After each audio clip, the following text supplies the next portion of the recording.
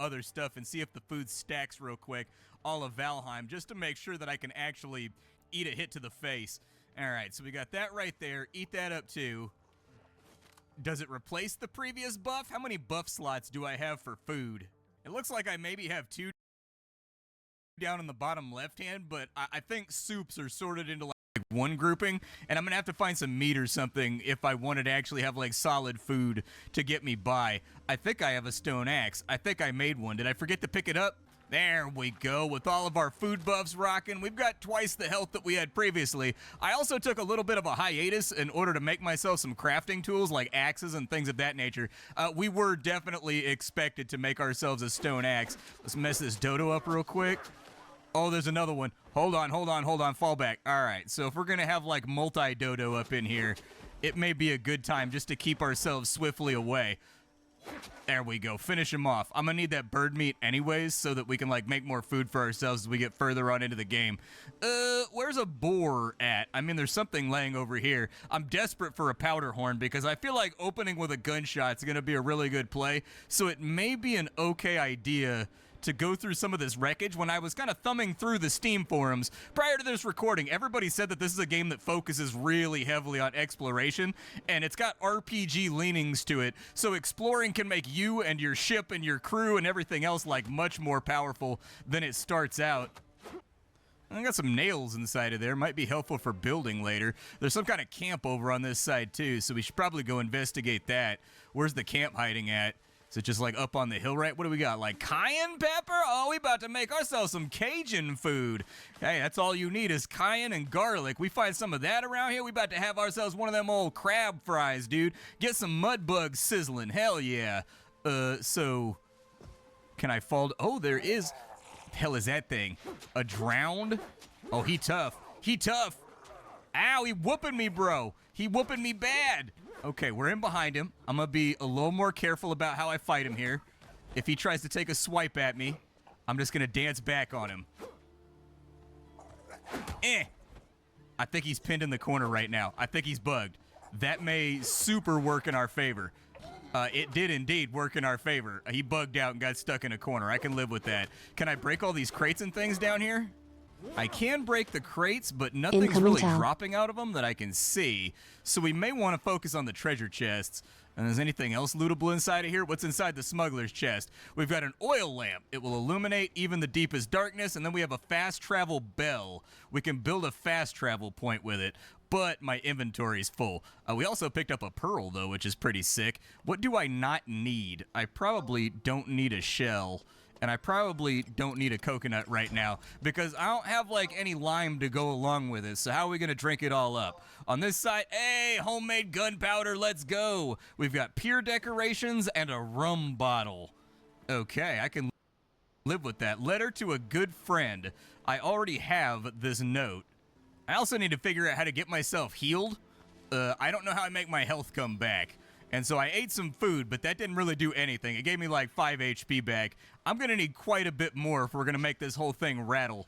Maybe I just have to go back and sleep. I don't know. Recuperation. One of those things that I didn't take a look at the actual crafting menu over here to find out whether or not I can make a bandage or something. I can make a backpack if we can actually get some fabric and some rope done. Yeah, take all that stuff, and then we'll get the sailcloth bag. And then how do I equip? Oh, he already equipped it. Did it give me like 4 more slots? I don't know how many slots it actually gave me. I guess we can test it. Yeah, it looks like it gives you 4 more slots. It's better than not having any slots, so I'll take it. Over on this side, it looks like I can make not much else. I think we have to discover some more stuff. Oh, there is a bandage right there, though. Hold on. Yeah, give me a big old stack of bandages. I feel very passionately that I need more bandages. How much health do those give me back? 900 health over time? Well, I don't know how much health I have, but that's great. I will 100% take that. Bandage yourself up. Good stuff. Oh, you actually get HP back from resting next to a fire, too. Okay. Good to know. Can I sleep so that it's not nighttime? It doesn't look like I have a sleeping option for right now. Are there any new buildings that I can erect for myself that might make us a little bit more successful? We can actually make just a manufactured building that we can keep storage and stuff inside of. So what I'm going to do is I'm going to hack away on trees for a little bit, and once I feel like I have enough wood, that's when we'll get lively. We'll build something up on the shore over on this side. I don't know if that's intended or a good idea, but I'm going to do it anyways. It looks like I have something unlocked. It says curios.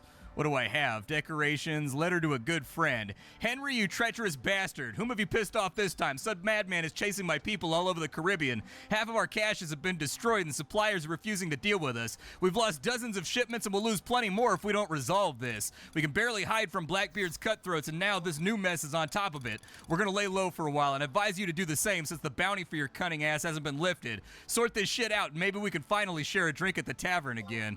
Okay, and then I can learn decorations right there. And then the broken heirloom medallion doesn't look like it does anything. All right, I think I may have enough stuff just to get a basic shanty up and running. So, like, I've already got foundations on my clicker. I don't know how many of these I'm gonna need, but I am gonna need, maybe we'll go with like a 5x5, possibly. That sounds like it'll work out. I may need more resources to make that happen, but the good news is building in this game actually fairly effortless, except that it keeps building on the upper layer instead of where I want it to build. How do I tear stuff down? Demolition mode. There we go. Tear those down. I don't know if I get the resources back, but I got something back, so that's good. Let's lay those down right there. Perfect. All right, and so then for walls, I need a lot more plant fiber or a lot more rocks. That's pretty much it. Oh, it's a boar! I was digging through the woods and there's a boar. Oh my God, can I shoot it? Yeah, shoot that fool. Can I shoot him again? You better reload, bro. It's coming. Oh, that just pissed it off. There we go. I like how there's a delay after you actually light the fuse of the gun. Like when it strikes, denoting that it's kind of like a crappy firearm that's not useful for anything. Reload faster, please. Yeah, get that wadding in there. Make it happen. Yeah. I'm going to try to whittle him down the old fat. Ow, my ass. It hurts so much. Okay. All right. Give him my sword. Dodge out of the way. Let's get this like this.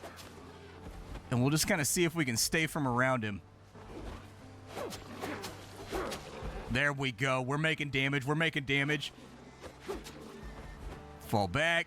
And I think one more tap should do it. Key discovery, rough hide. But my inventory is unfortunately full. I don't know if there was like sinews or something else that wanted me to pick up, but we got it covered. I'm going to throw those out. I don't think that I need shrub seeds. There are roughly 13,800 multiplayer games on Steam, but if you had to label one of those games as the best, what would you say? Possibly something like Baldur's Gate 3. Counter-Strike. I would say Dota 2 actually. Deep Rock Galactic. I would probably say Rainbow Six Siege. 100% it's Rust. Hell Let Loose. And I've got 2,171 hours clocked in. Probably the best 20 quid I've ever spent. Hell Let Loose has always been a game I preferred watching. I tried to play it once about a year ago and lasted less than an hour. You get through the dying bit, then you'll learn the game then. This time though, I'm committing myself to the game, no matter how many times I die. And I've died. I want to experience the real Hell Let Loose, and a big part of that will be meeting the people that play it every single day.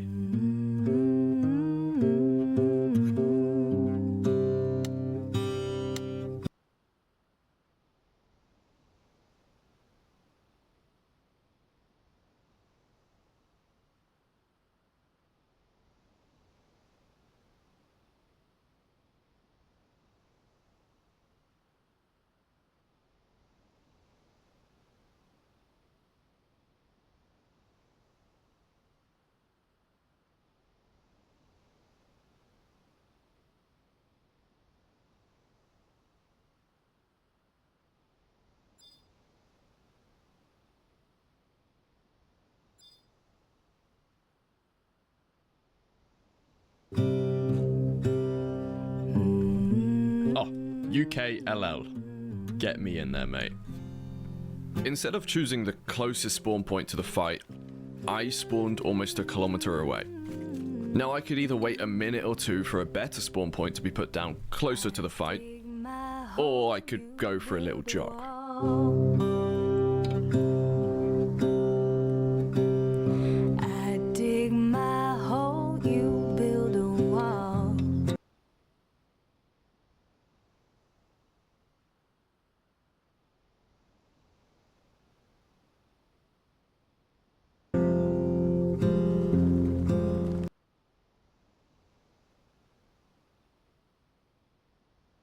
So there are these guys that walk around and go to like post offices and restaurants and record people. And you may have seen them. They're known as First Amendment auditors. And according to them, they do it because it's legal and they're spreading awareness for something. And I'm all for expressing your rights. And I do like some of these guys. I am in no way saying that all of them are bad, and some of them do it in a respectful way. But with that being said, you'll often hear them justify doing what they do by saying something like, we're being recorded every time we walk outside, so we're just spreading awareness. But hey, you know, walking around and recording doesn't make you equivalent to a security camera or a traffic camera, because those type of cameras sometimes help solve crime, including serious crimes. These videos are not solving anything, and they sometimes just seem more like rage bait, unless you just so happen to catch a guy running from a crime scene in the background. But some of them spend so much time focusing the camera on random people that they probably miss it anyway. Now, I used to watch a few of these guys because I thought it was kind of funny, I'm not gonna lie, but it's like they wait for someone to say, you don't have my permission to record me, or you don't have my consent. Which, yes, that's a big misconception. No one needs your personal permission to film you in public. But if you really wanted to spread awareness, you could just, I don't know, come outside with a sign that says you can be filmed without permission. But what they don't seem to understand is that just because something isn't against the law,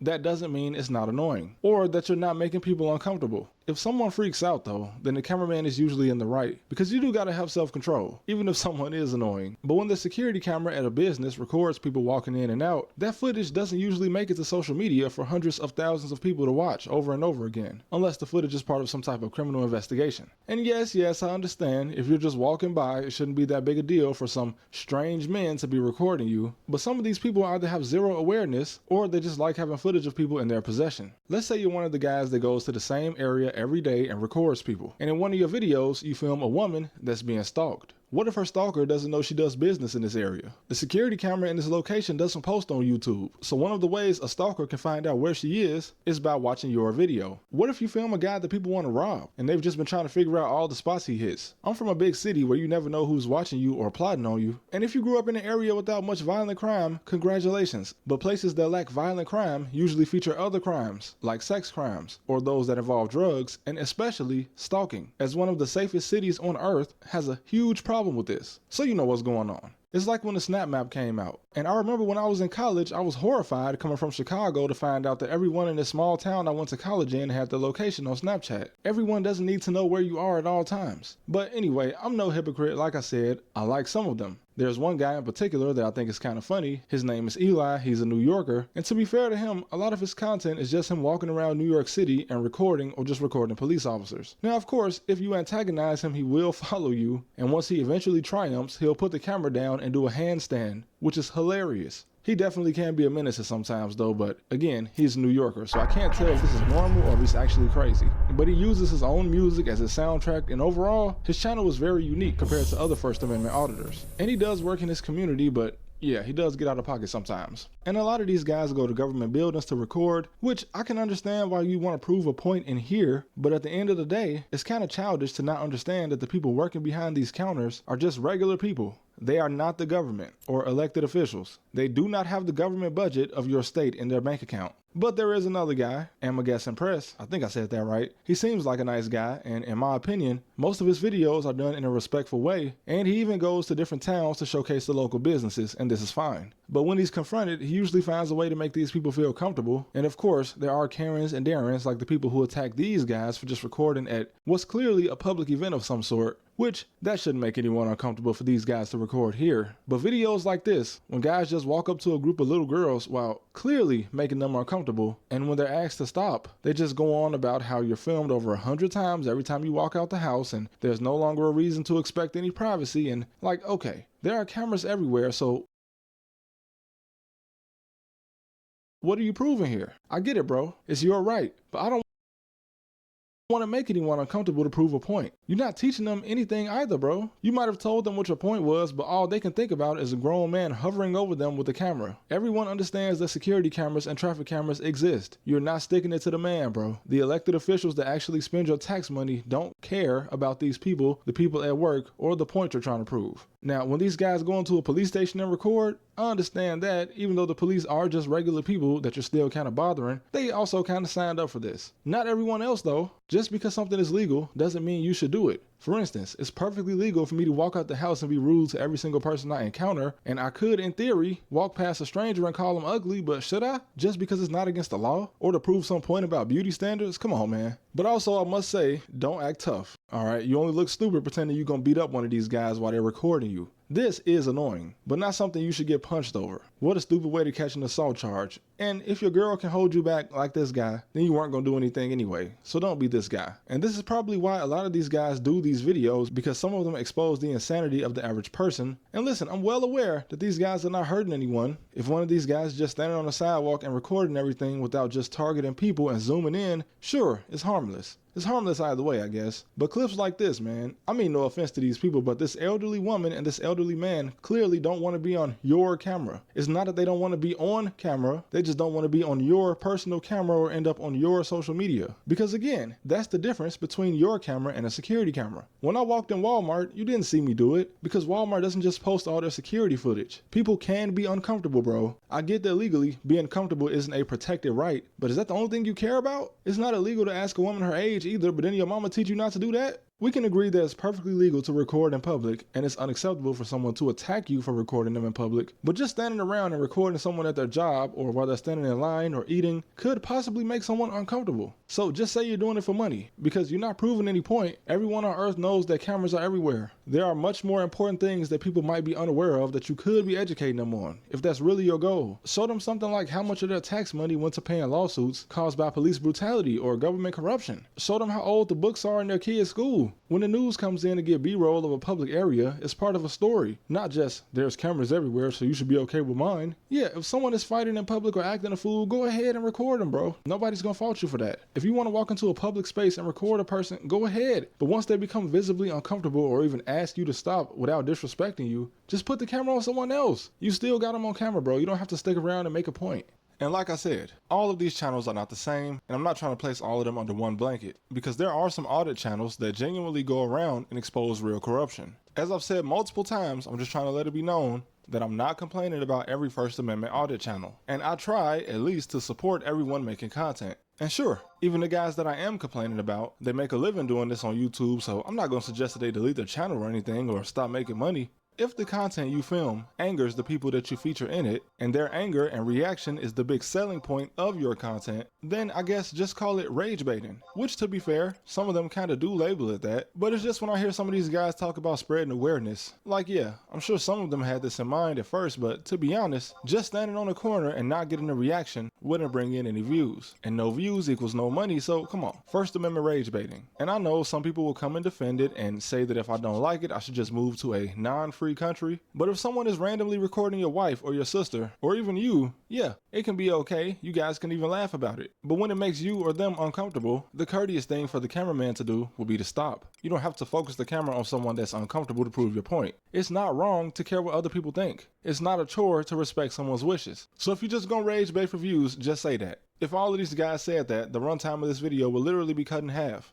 To the First Amendment guys, I'm not trying to step on any of you guys' toes. If you truly believe in what you're saying and you really are just doing it to prove a point or exercise a right, sure, legally you can do that. But I'm just saying, it wouldn't be wrong to respect someone's wishes, even if you're in public. But I'll see you guys next time.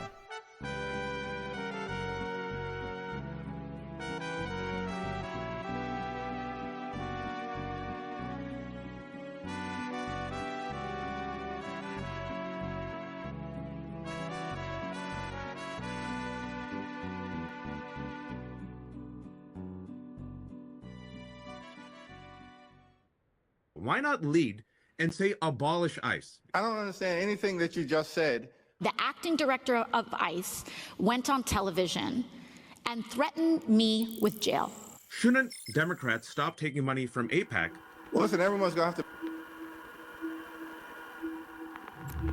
to make their individual decisions. There needs to be an opening in the discussion of what is happening in Gaza and towards the treatment of Palestinians and the crackdown of the freedom of speech of individuals who are trying to change the world for the better, for the basic respect of human rights, dignity, and to end the blockades, to end the genocide. I promise you, we're going to come back to those clips because they were very, very entertaining. But I just wanted to start with a small taste of them side by side because I think that the stark contrast illustrates, at least to me, why both of those politicians should be in two completely different parties. Because while they both might agree that Trumpian fascism is bad, their solutions couldn't be more different. AOC wants to abolish ICE, whereas Jeffries, the so-called leader of the Democratic Party, merely wants to reform the Gestapo. AOC doesn't take AIPAC money, and she's willing to call Israel's slaughter of Palestinians in Gaza a genocide, whereas Jeffries takes lots of AIPAC money, and he denies that it's a genocide, and on top of that, he literally holds hands with Christo-fascists while pledging fealty to said genocidal state. We stand with Israel. We stand with Israel. We stand with Israel. Inspiring, isn't it? I just can't seem to figure out why the Democratic Party's popularity hit a 35-year low last year, even as Trump was starting to destroy the country. It must be because, you know, they're not moderate or pro-Israel enough. But my sarcasm aside, I really find it obnoxious that we are still having this conversation in 2026 about what direction the Democratic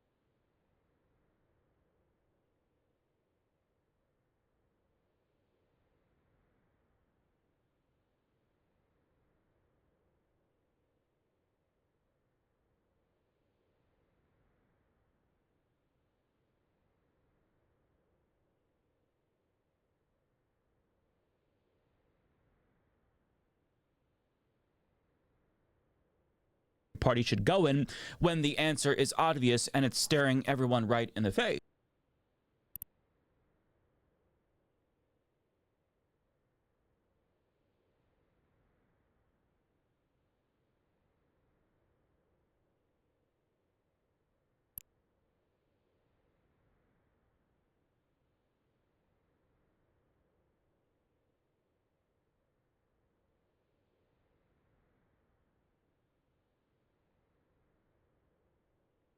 You have one wing of the party, run by the likes of Hakeem Jeffries and Chuck Schumer, that's sitting on their asses while fascists destroy the country, and another wing of the party that's trying to breathe new life into this dying institution. You've got Pramila Jayapal leading the charge with the Trans Bill of Rights at a time when some Democrats are choosing to throw trans people under a bus in a desperate attempt to appeal to moderates.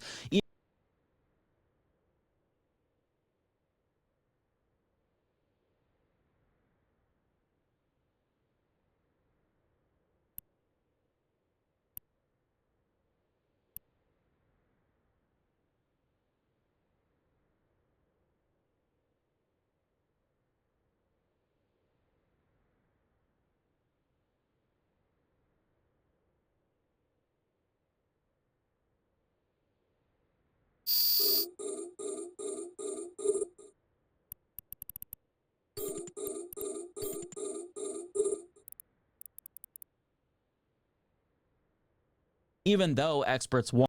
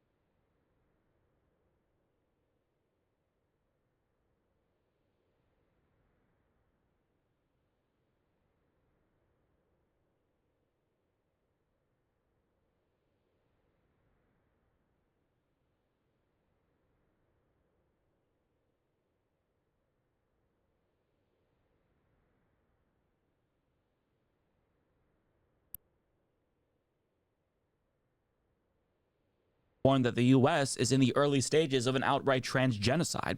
And then there's Ro Khanna, who's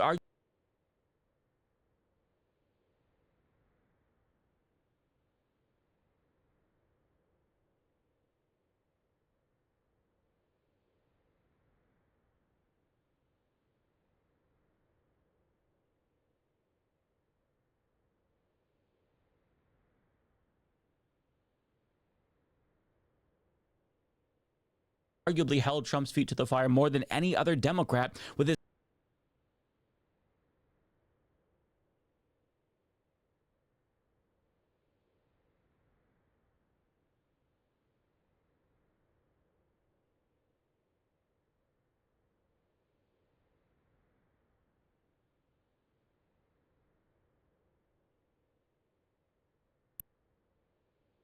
She was carried to the torture chamber and told to tell the truth. Oh, and she said that she had nothing to say. She was ordered to be stripped and again admonished, but was silent. When stripped, she said, "Yours, I have done all that is said of me, and I bear false witness against myself, for I do not want to see myself in such trouble. Please God, I have done nothing." The tying of the arms commenced. She was told to tell the truth and replied, "I have told the truth and have nothing to tell." One cord was applied to the arms and twisted. Then she screamed and said, "I have done all they say." She was told to tell what she had done, for she was tortured because she had not done so, and another turn of the cord was ordered. That is an excerpt from the official records of the interrogation of Elvira Campo, conducted under torture. Her alleged offense was to have conducted Jewish religious practices in secret after a forced conversion to Catholicism.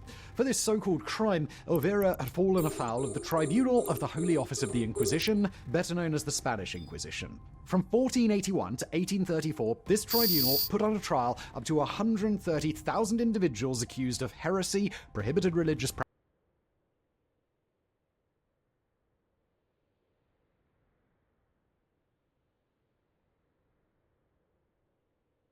Fuck, my microphone was off this entire time because my phone. I'm sorry. My microphone was off. Well, here we are. Here we are in the Spanish Inquisition, except it's America, and they want to get rid of all the trans people and anybody who isn't Christian, anybody who isn't white. Practices, witchcraft, and other offenses, cementing a reputation of fanaticism. Anybody who isn't Christian. The methods of the Inquisition became sadly infamous, as thousands of defendants fell victim to torture or to death by burning. Most of what we know about the Inquisition, however, may be wrong, informed by assumptions and misconceptions. So, what is the truth about one of the darkest aspects of Spanish history? Popular perception of the Inquisition may conjure images of fanatical Spanish clergymen burning at the stake thousands of innocents unjustly accused of witchcraft.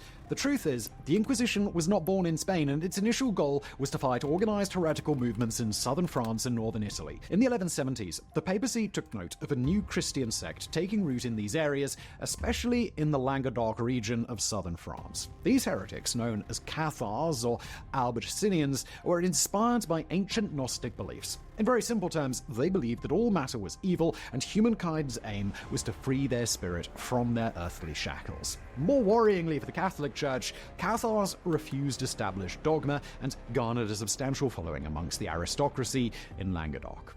The conflicts between the Pope, the French crown, and the Cathars would lead to a full-blown conflict with a genocidal death toll, the Albigensian Crusade of 1209 to 1229. On a purely religious level, Pope Lucius III reacted by creating the Episcopal Inquisition in 1184, which in 1231 became the Pontifical Inquisition under Pope Gregory.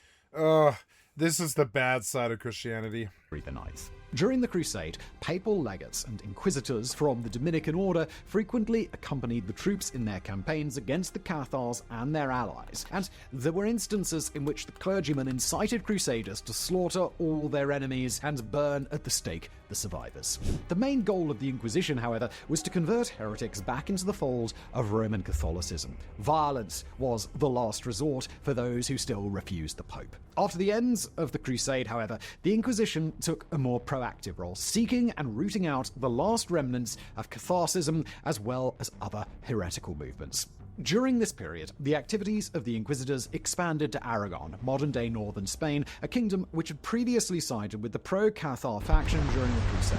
On October 19, 1469, King Ferdinand II of Aragon married Queen Isabella of Castile, thus uniting the two most powerful kingdoms on the Iberian Peninsula and laying the foundation for what is today Spain. The two monarchs still had to complete the centuries-long endeavour known as the Reconquista, or reconquest of Spain from the Muslim invasion back in 711 AD. As they gradually completed their southwards conquest, Ferdinand and Isabella set themselves the task of homogenizing a multicultural Iberian society in which Muslims, Jews, Catholics, and even Christian heretical sects cohabited. According to Spanish historian Henry Cannon, Spanish Catholic society at the time was widely accepting of other religions and beliefs. Those in power, however, not so much. In 1478, Ferdinand and Isabella requested and received a papal bull which allowed them to institute their local branch of the Inquisition. The first courts were established in 1481, and the first Inquisitor General of the Spanish Inquisition was appointed in 1483, the notorious Thomas de Torquemada. In the following decade, the monarchs completed the Reconquista, defeating the Islamic Kingdom of Granada in 1492. On March the 31st of that year, Ferdinand and Isabella issued the Alhambra Decree, ordering that all Muslims and Jews should convert to Christianity or face exile. Thus, the main task of the Spanish Inquisition became to put under trial the conversos, or converted individuals suspected of practicing their old religions in secret. The Inquisition took to this objective with gusto. From 1483 to 1515, Torquemada and friends conducted a total of 5,700 trials. However, we should note that this flurry of activity seldom resulted in guilty sentences, let alone the death. They're like, do you have a cross? Penalty. In fact, about 88% of the accused were found not guilty and were allowed And to they be didn't find anything? reconciled with the Catholic Church. The remaining 12%, or about 700 individuals, did die at the stake. Colin McGarry at University College Cork, however, argues that this initial trialing frenzy was a means to protect converted Moors and Jews from extrajudicial mob violence, which could have exacted a much higher death toll had the Inquisition not intervened. Massacres of conversos did continue in Portugal, in fact, so much so that many of them fled to Spain, seeking the protection of the Inquisition. The initial decades of the Inquisition saw its peak of anti-Jewish activities, but in the mid-16th century, the Moriscos, or Muslim converts, became the main target. This was a consequence of two events. First, the rebellion of the Alpajaras, a Morisco uprising in 1568, then an economic recession which prompted Christians to grow resentful of the wealthy Morisco families. According to Henry Carman, from the 1570s in Aragon and Valencia, the Moors formed the bulk of the persecutions in the Inquisition. In the court of Granada itself, the Moors represented 82% of the accused between 1560 and 1571. The persecution culminated on April the 9th, 1609, when King Philip III issued a decree expelling all Moriscos from the peninsula. By 1613, some 300,000 Moriscos had been expelled from southern Spain and from Aragon, with certain cities such as Valencia losing up to a third of their population. In the light of these mass expulsions, the Inquisition can be considered a tool used by the Crown to enact a harsh policy of cultural and religious homogeneity. In its first 130 years of activity, the Inquisition had dealt decisively with its initial targets. Most Jews had now been successfully assimilated, while the Moors had been altogether expelled. Thus, in the following decades, the Spanish Inquisition differentiated its portfolio activities, targeting other offenses such as superstition, heresy, bigamy, insulting the Inquisition itself, Protestantism, and witchcraft. Now, about witchcraft. Let's get this out of the way, shall we? It may surprise you, but the Spanish Inquisition did not hammer down on witches as much as the rest of Europe, and surely less than the Protestant countries. The best kept records regarding the trials of witches pertain to the regions of Catalonia and Valencia. From 1560 to 1600, the local tribunals tried fewer than 64 people accused of witchcraft in these areas. In the first decade of the 1600s, inquisitors recorded a spike of activities with a total of 72 cases. From 1610 to 1670, the courts maintained a steady rhythm of 54 tried witches per year before figures dropped to an average of 4 per year. These records, however, don't capture the nature of the sentences. For that, we have to refer to a specific case which took place in Zugarramurdi in the Navarre region. In 1608, a local woman accused several villagers of being part of a witches' coven, congregating in a cave. The evidence? She had a dream about it. Inquisitor Juan Of Valle course. Alvarado came to investigate, initially charging more than 300 locals. Eventually, he brought to trial only 40 of them, of which 29 were declared guilty in June 1610. In November, they were subjected to an auto de fe, or an act of faith. These were public ceremonies held by the Inquisition, during which the sentences were read in front of a large crowd in a public square. The accused were then given the chance to repent and swear an oath to the Inquisition. If they refused, they'd be burnt at the stake. In this specific case, 18 of the accused confessed to their sins and were forgiven. 6 resisted confession and were burned alive. The remaining 5, well, they'd already died in prison, so they were burned in effigy, meaning that statues bearing their likeness were thrown onto the flames. The case of Zugarramurdi is considered the harshest and bloodiest episode of how the Inquisition dealt with witchcraft in Spain. The majority of inquiries against this particular charge, however, had a far less dramatic outcome. A good example of this is the case of Juan Duran, a blacksmith tried in Barcelona in February 1653 by Inquisitors Bernardo Cortina and Domingo Abad y Huerta. According to the trial's official records, Duran had declared that, quote, he possessed a book containing a prayer of such efficacy that if it were thrown into a fire along with a crucifix, the book would be preserved and the crucifix consumed, and that, quoting again, he had a book worth 50 ducats, as by merely looking at it, he could cure any disease and even restore the dead to life. Moreover, witnesses believed that the cures he had performed, quoting again, have been executed by his diabolical arts and the league he has made with the devil. The Inquisitors concluded that it is to be presumed that the said prisoner has uttered many other superstitious and blasphemous speeches and done many other things by the help of the devil with whom he holds a particular intimacy. So, we have charges of blasphemy, necromancy, magic healing, and consorting with the devil, which sounds quite serious in a religious tribunal. Cotton and Abad, however, meted out what appeared to be the standard sentence for the time. Duran had to attend the mass, quote, in the manner of a penitent and with the insignia of a necromancer. He should then perform an abjuration de levi, meaning the renunciation under oath of a heresy. Finally, Duran would be banished from his hometown of Manresa for 4 leagues roundabout during the space of 4 years. The cases of Zugarramurdi and Juan Duran provide a good glimpse into the methods enacted by inquisitors, which tended to be well codified into printed manuals and generally predictable. A popular Monty Python sketch taught us that nobody expects the Spanish Inquisition. In reality, though, everybody was well aware of inquisitors coming to investigate or judge a new case. When they arrived at a town, they first presented their credentials to secular and religious authorities. Inquisitors then announced their presence to the population by attending mass during a feast day or other religious events. This step arguably nullified their chief weapon, at least according to Monty Python, quoting, surprise, surprise, and fear, fear, and surprise. Inquisitors then issued an Edict of Grace, which allowed a period of clemency.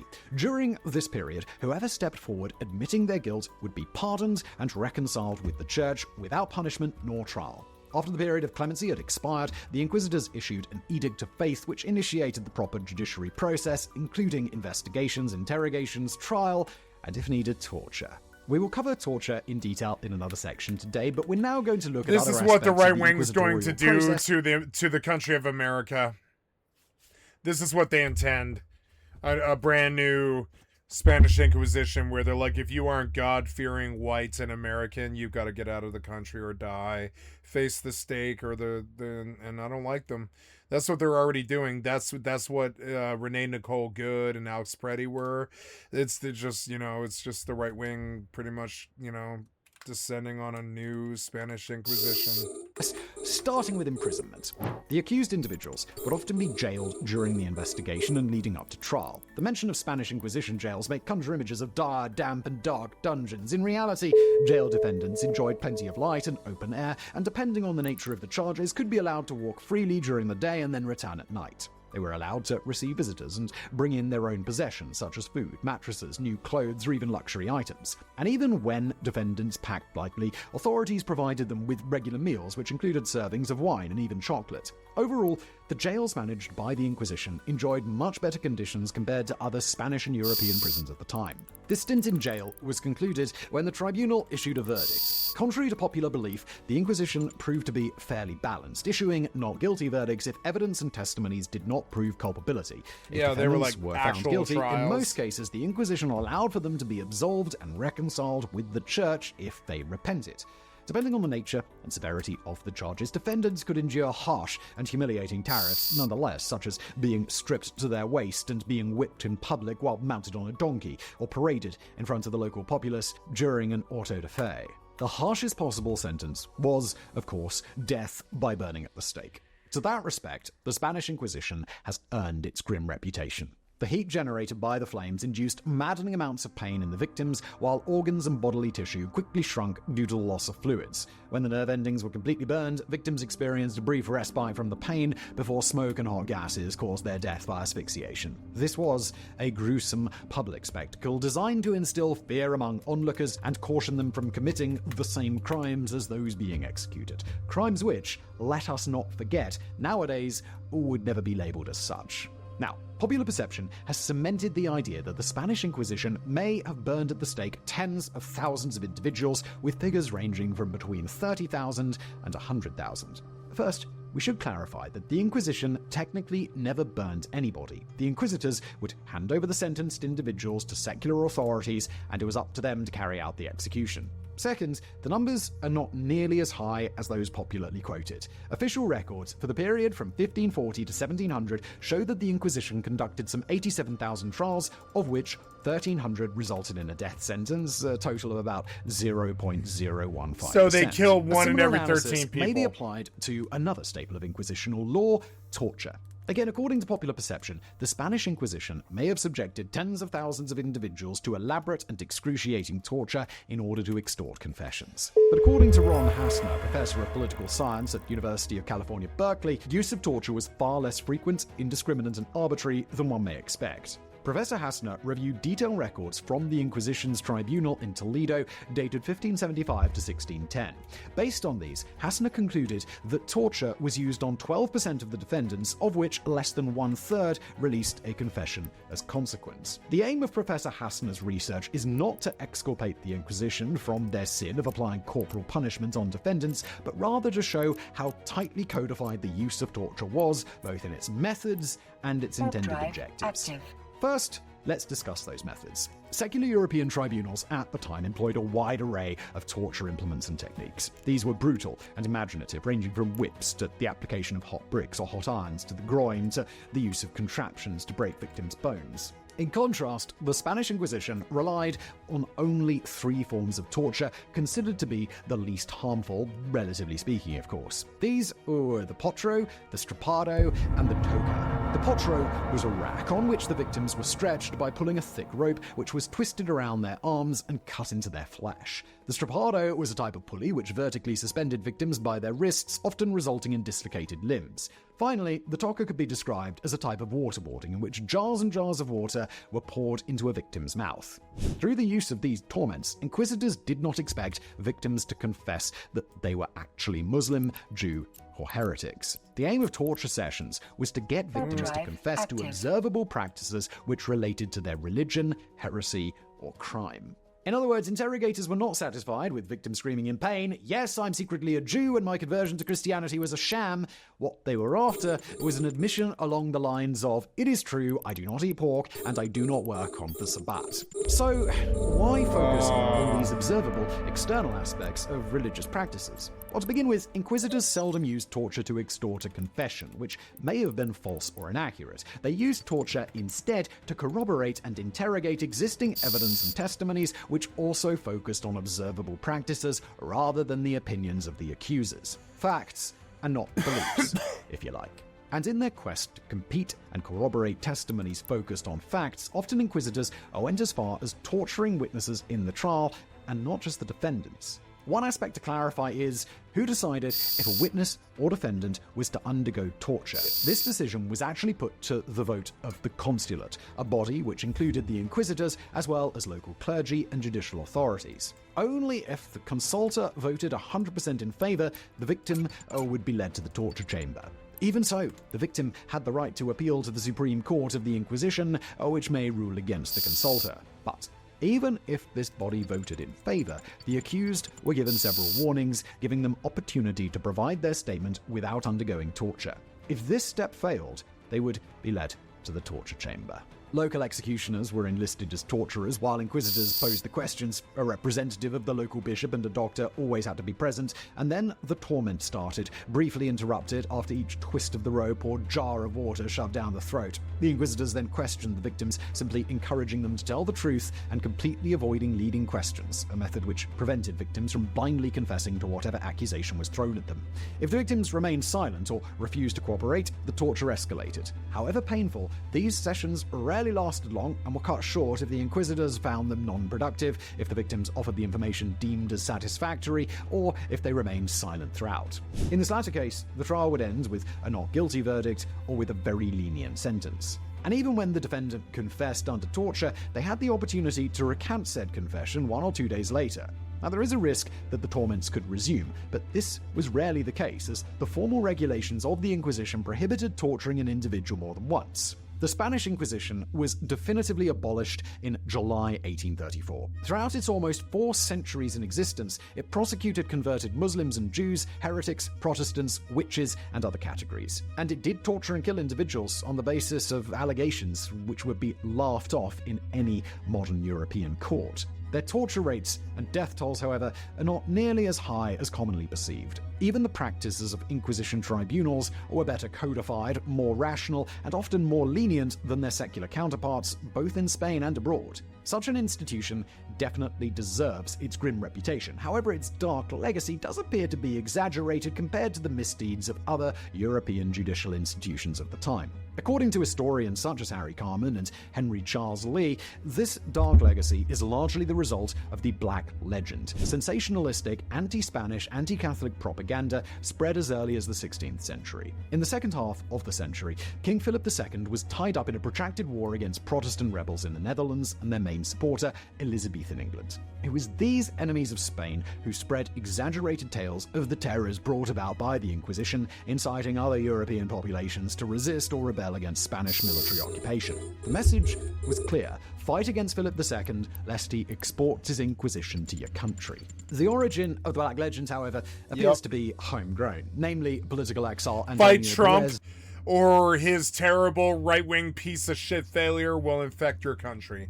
The scheming secretary of King Philip, who defected to England in November 1591, fearing execution. Perez's legend was so convincing that it planted roots amidst European collective consciousnesses. In the 18th century, the Enlightenment intellectual movement dealt another propaganda blow against the Spanish Inquisition, perceived and portrayed as the epitome of religious persecution and backward superstition. Curiously, also, this second wave of Black Legend discourse was propped up by a defecting secretary, Juan Antonio Lorente, former secretary to the Inquisition in Madrid. The third wave, which cemented the current image of the Spanish Inquisition, was unleashed by English and American historians in the 1820s.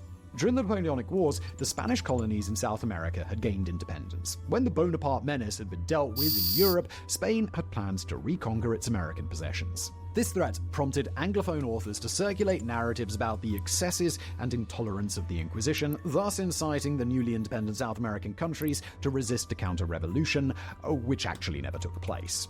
According to Jack Ortiz, University of North Florida, writing for the Osprey Journal of Ideas and Inquiry, quote, pre-1960s, scholars misconstrued the facts. When they looked at the Inquisition records, they only focused on the cases that resulted in the bankruptcy or execution of convicted heretics. They neglected to mention the less severe and more prevalent penalties handed down by the Inquisition.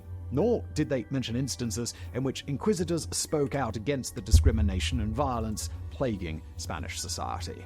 It was up to post-1960 scholars to provide a more rounded and accurate view of the Spanish Inquisition. Where to buy heavy One of the most armor prolific training authors, book and the more already online quoted too. Henry Carman, argues that the overall death rate of the Inquisition was less than 2%, a total of 2,600 people. Carman further demonstrated that the Inquisition never held an iron grip over the Spanish population for a very simple reason.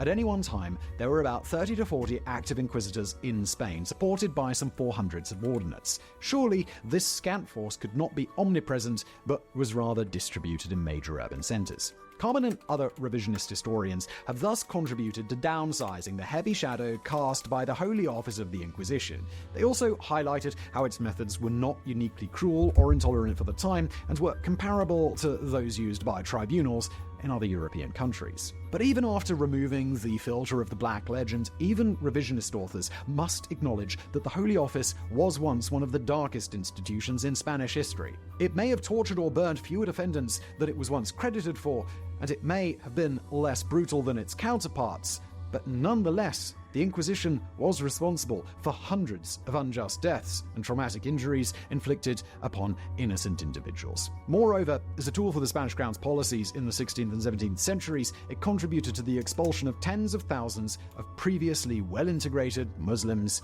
and Jews.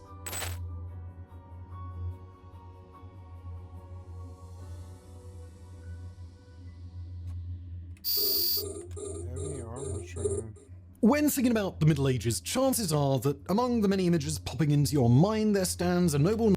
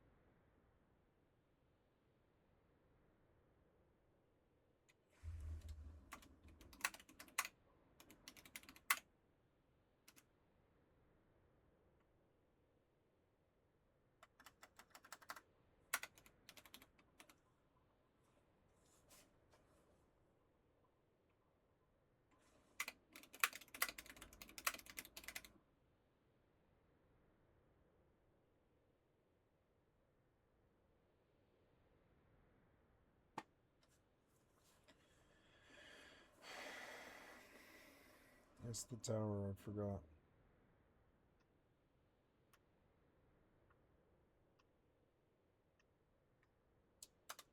In other main cities.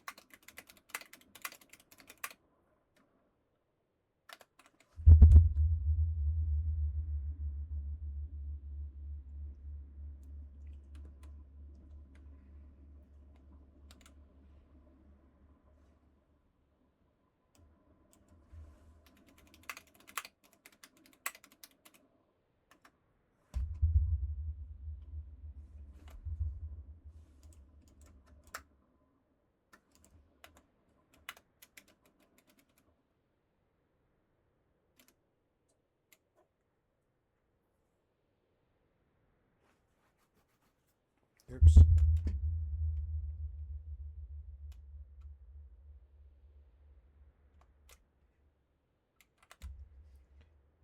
Knight. Now, there are a variety of myths about what it was like to be a knight during medieval times, not just spread by Hollywood, but even by the contemporary legend. You started over. It's educational, but I want to watch other His stuff. relentless pursuit of the truth regarding the Epstein files, which is the exact kind of thing that Democratic Party voters want to see. In fact, a New Republic poll found that rank-and-file Democrats, they want the party to fight, obviously, and it's no surprise that AOC had the highest favorability rating of all Democrats. So the old-style Democrats, they want this fight. They want the party to be torn apart. It's a terrible time for that. Democrats in that same poll. And when you look at her popularity among younger Democrats, it's not even close. As Ryan Grimm put it, she's putting up Assad numbers with young Democrats with an 81% approval rating, which is 75 points higher than the supposed leader of the Democratic Party, Hakeem Jeffries. But compared to Chuck Schumer, who's at negative 19 points, Jeffries looks good by comparison, which isn't surprising, seeing as how Schumer thinks that his primary job, as he put it, is to keep the left pro-Israel. Oh, and he also was recently at a fundraiser bragging about how we've given more aid to Israel under his leadership than ever before. So the reason why Democrats like Jeffries and Schumer are so unpopular is because they very clearly don't represent us, and they really don't try to hide that fact. I mean, Jeffries does at least a little bit, but Chuck Schumer is just kind of like, I don't care about anything but Israel. Like, they represent foreign governments and large multinational corporations and not us, and everybody can see that, whereas people like AOC and Khanna and Jayapal and Sanders and Mamdani and Mahia and others, they have a clear, cohesive vision for the future, and a desire to represent the people. And most importantly, they have concrete solutions to the country's most pressing problems. They all support Medicare for all, free healthcare at the point of service. They all oppose genocide. They all want to abolish ICE. And while I have my disagreements with them here and there, especially on the issue of Israel, I think it's obvious that they are very clearly the future of the party compared to the moderate wing of the party, who is driving the entire institution into the ground. But I say they're the future wing of the party, assuming the party and country is even going to have a future, because the milquetoast centrism and neoliberalism that the Democratic establishment has offered voters is why we are in a fascist regime at this point. So it may be too late. But like, fascists would have never been able to control the country in the first place if Democrats actually offered voters something to vote for and got them off of their asses to vote for them. And AOC explained at a recent town hall in Germany that the predicament that we're in today is a direct result of people's material conditions being ignored for far too long, not just by Democrats, to be fair, by Republicans as well.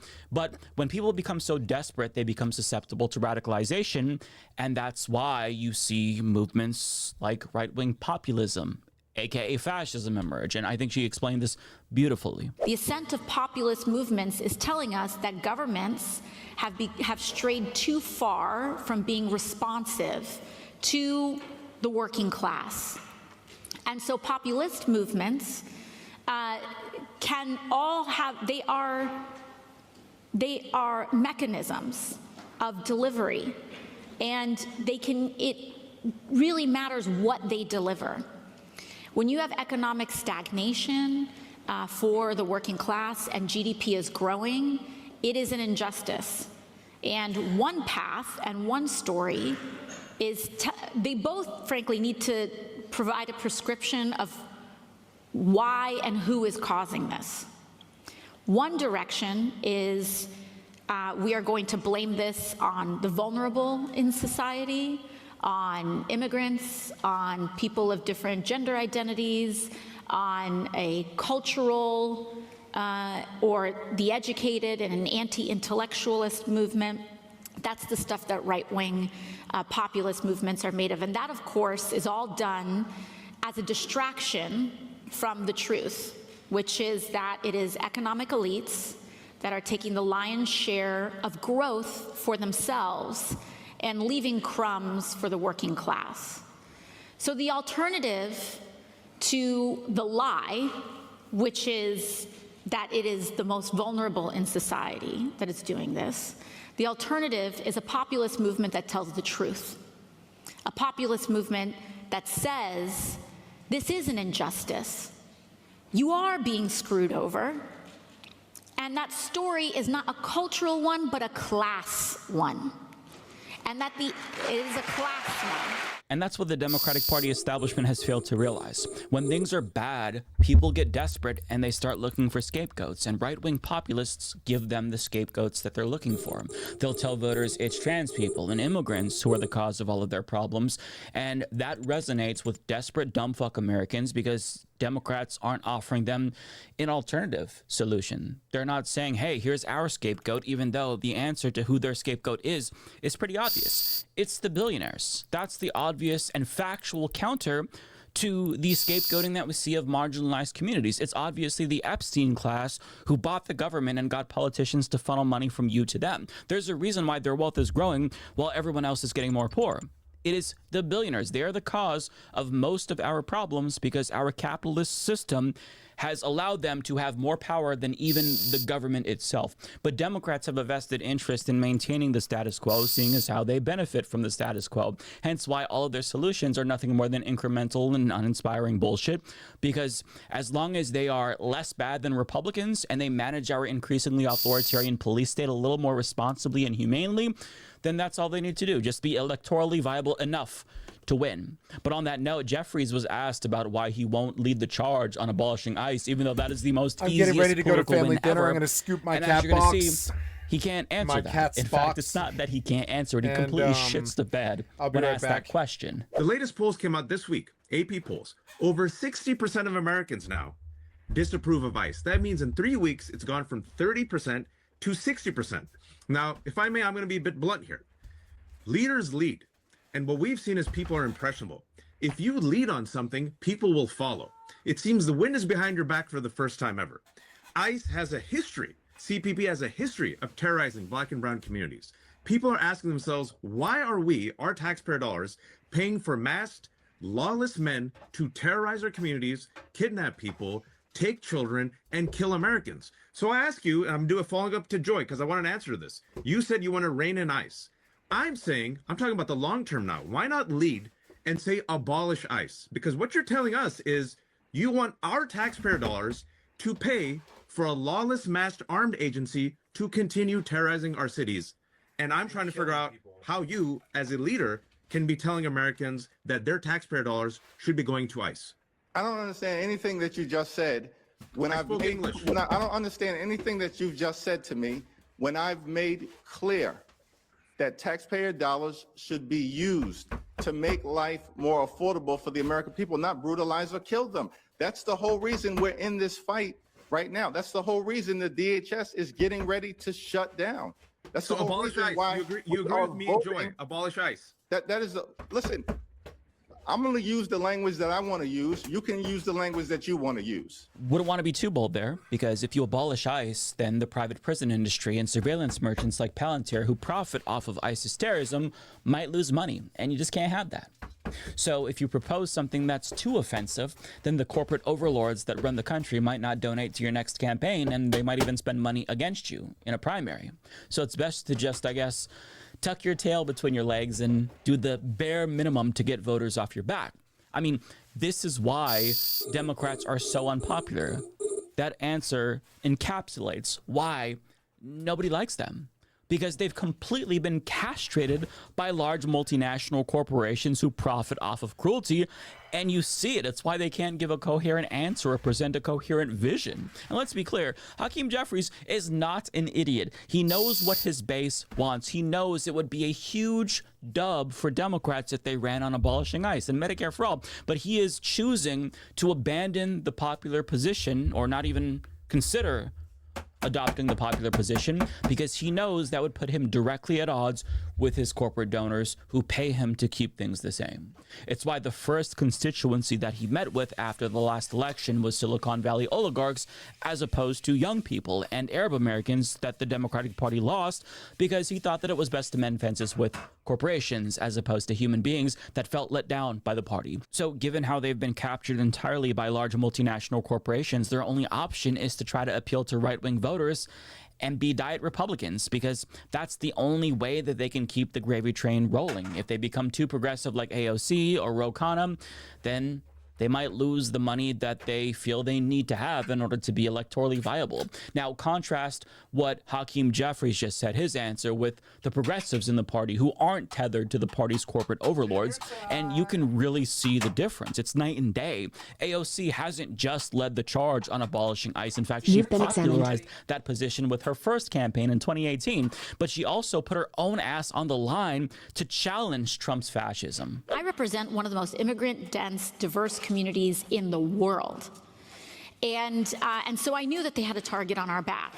And so I immediately started organizing Know Your Rights sessions, closed doors, for mixed status families, for people who wanted to stand up for their neighbors, legal education, and legal defense. And we started educating people on their rights. If ICE knocks on your door, you do not have to let them in unless you have a judicial warrant. Things like this. If they tried to come into your hospital, if they tried to come into your school, you have tools, legal recourse of resistance. And at that time, the acting director of ICE went on television and threatened me with jail. He said that he was going to examine and explore a criminal referral of me to the Department of Justice, accusing me of illegally harboring immigrants or providing aid or what have you. And he did that in order to get me to stop. And sure, when you talk to the lawyers and people who are most cautious, you know, their advice may be protect yourself.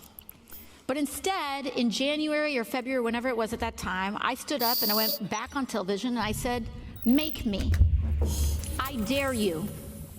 I dare you. Right down to the Take second as I was going to dock. And I was what going to happened? dock right then and there. So dumb. quiet, whimpering withdrawal of what they're Hey, as long as the developer pulls your pants down in a fight you're not ready for against a target who does 5 times the damage you do and takes a fifth of the damage that you do, everything's, as long as you get fucked, everything's par for the course in piece of shit software developer land.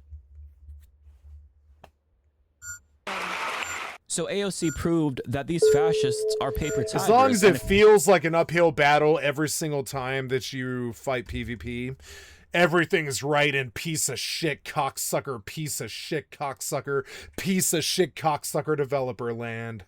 Everything's totally fine. If politicians like her and Ro Khanna didn't exist, there'd be functionally All right, no guys, I'm going to family dinner. Fuck that guy and his stupid fucking ass. I'm just going to pull out his name here and just block him. Never mind. I'm sorry. This was a faction warfare target.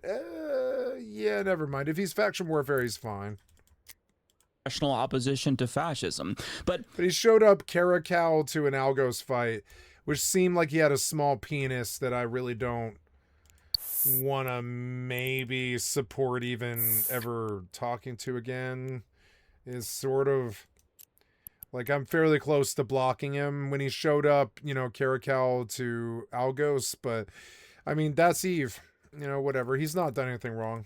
Here's a dirty little secret that they don't want But you I'm to know. close to canceling PvPers like that. I'm so close to it. If they keep giving me piece of shit reasons like that, I'll just start canceling and block them so nobody ever talks to them ever again. A lot of Democrats don't entirely disagree with Republicans. Don't get me wrong. The worst Democrat is still preferable to me than the best Republican, so I'm not trying to create a false equivalence. But if you removed Trump from the equation, centrist Democrats would agree more with the median congressional Republican than any progressive. Not on social issues, of course, but when it comes to the economy, when it comes to foreign policy, there really isn't that much difference. Yeah, there's no difference. They're Republicrats.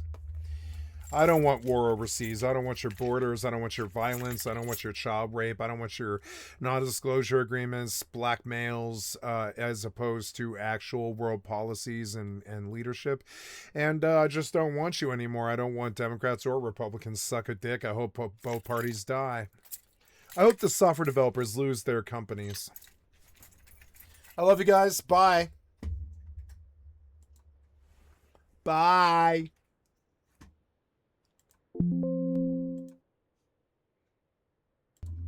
Hey, what's up, guys? I'm back. It's 8:36 p.m. I'm back to it, and I'm back publishing, back recording, and we're gonna go up live here. You have me under Overwatch 2, which is terrible. Change that. Are you gonna let me change it? You better let me change this. You keep changing this without my permission. You aren't competent enough to do it either. You're not like competent enough to change the category. Fucking idiots. Fucking software developers are so dumb. How do you go live like this, you stupid piece of shit thieves? Just saying.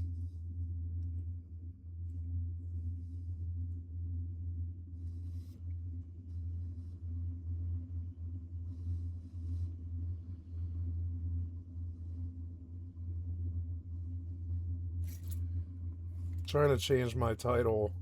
There we go.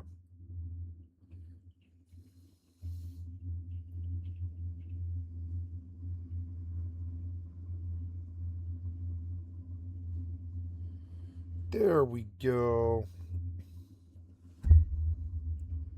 Save. Okay.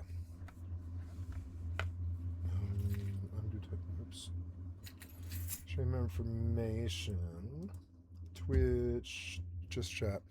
Oh, anime. Ah, thank you, anime. Oh. Whisper. Thank you for resub, anime.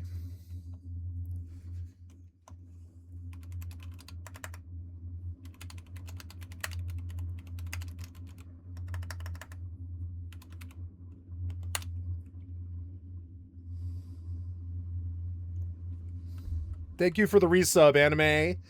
Thank you for the resub, anime.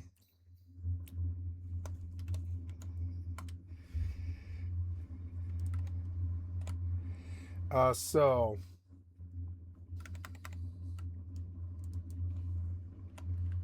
and then this thing, it's not like the right definition, I guess. Yeah, 19, 20, 15,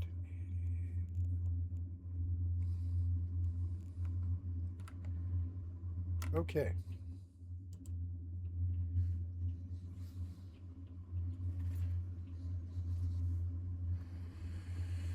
Let's go on. I am dead. I'm dead. Why am I dead? Oh yeah, dude killed me like 3 minutes before I logged. Let's just buy a new...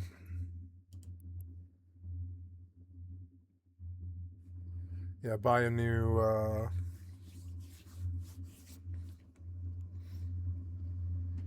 Is this really only like fit? No, this is like 30 mil, isn't it? No, it's 17. Let's make 5 of them. Oops, 2, 3, 4, 5.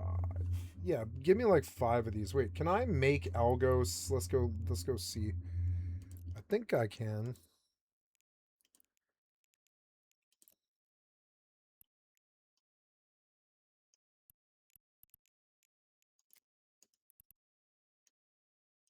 Okay, lock. Gotta put my headphones in.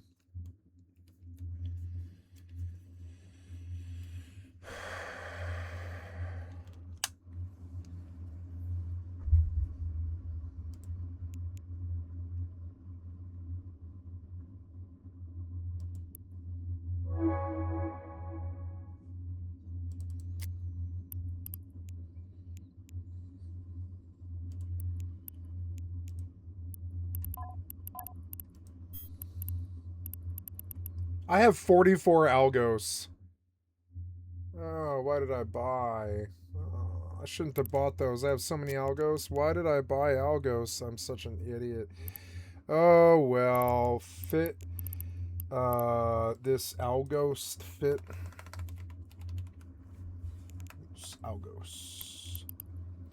So this is a good fit, but... Let's see. I need algos. I have a lot of ships, damn. Board ship for an algos. And then... Nope, I don't want this. Stop this now. Stop it. Stop it now. I don't know if really that was the best approach. That loud fucking blasting noise. I really don't know if that was the best approach, piece of shit developer. Anyways. Sorry guys, piece of shit developer alert. There we go. So I need to multi-fit algoses. Multi-fit 5 of these.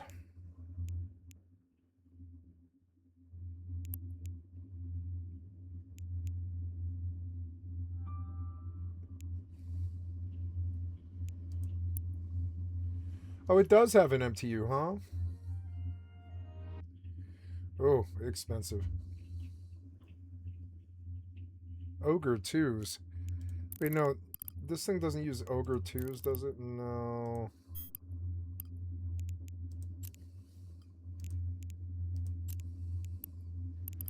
Hobgoblin 1s.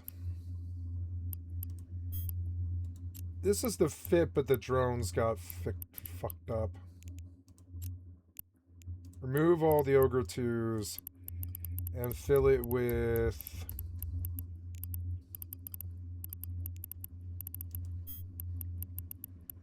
Caldari Navy Vespas. 1 out of 5.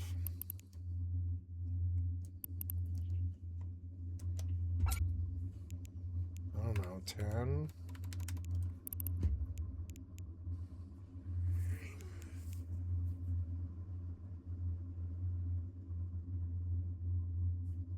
Caldari Navy Vespas. Okay, so, oops, no. And then in the cargo hold, there's a mobile track unit, which is good, and I should start using that. Alright, and save as Alghost. Save.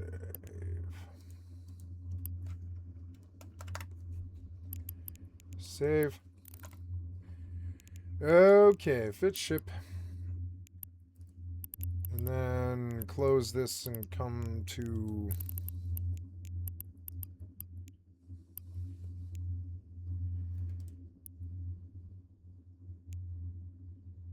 buy and fit. Yep.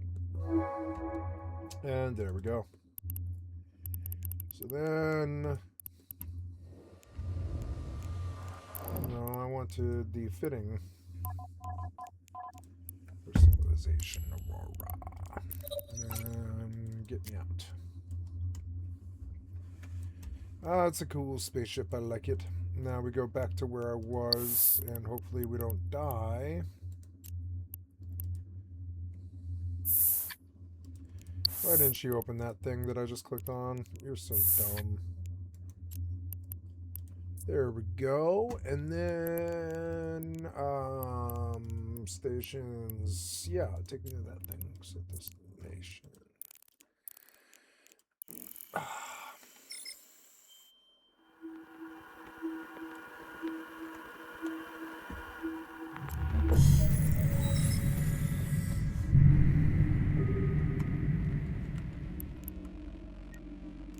Autopilot engaged.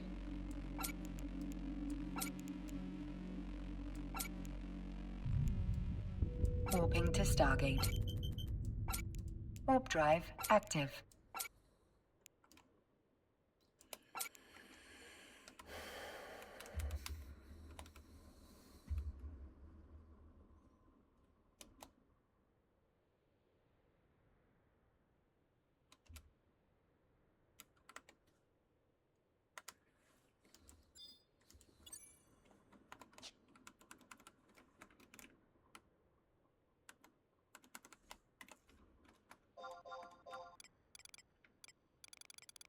Approaching Stargate.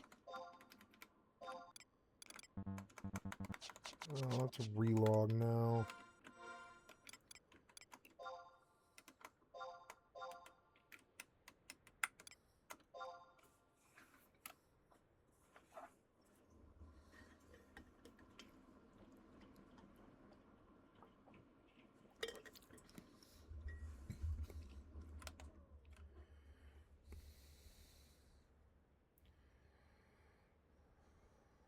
Autopilot jumping.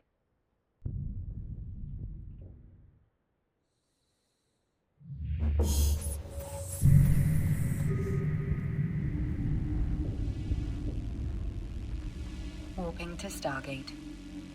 Warp drive active.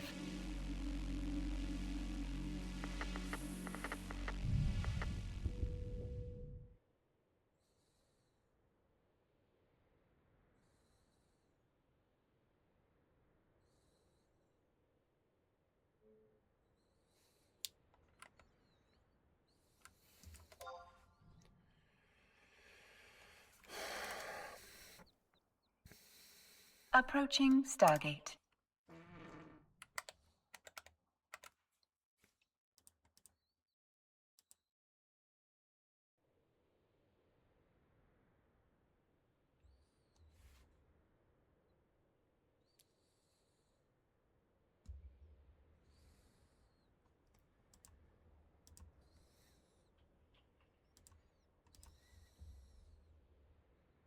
Autopilot jumping.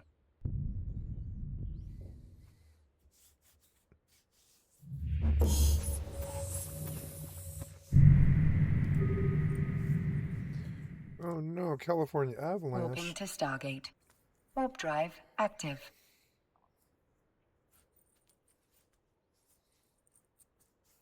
Jelly roll. Oh my god.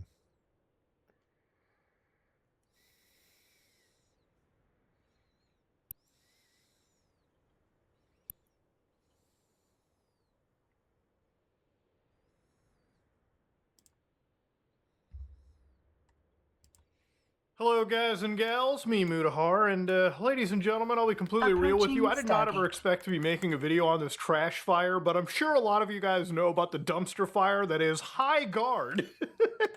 Now, I'll be real, I wasn't going to cover this, mostly because I'm not so much as a multiplayer gamer these days. Anytime I see multiplayer slop, live service shit thrown at me, I'm very apprehensive, even downloading it if it turns out to be free.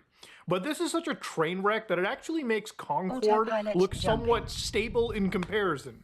Now, of course, ladies and gentlemen, obviously I wasn't going to make this video for no reason. There is a much deeper side to the story, but to understand, let's talk about the very beginning. So you probably remember the Game Awards. I made a video on it giving like my, you know, what game do I expect to win? Obviously, you know, we all watched the Game Awards. Congratulations, Expedition 33.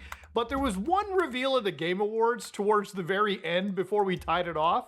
Everyone kind of expected it to be like the biggest reveal because you're kind of ending off the world's biggest Game Awards show with that reveal. And it wasn't Elder Scrolls 6, you know, no gameplay for that. It wasn't anything else that gamers were kind of going to bat an eye. But it actually turned out to be this game called High Guard. Now, I remember the time me, Maru, and Kyle were watching the Game Awards, and we were just like, you know what, man? This looks like dog shit.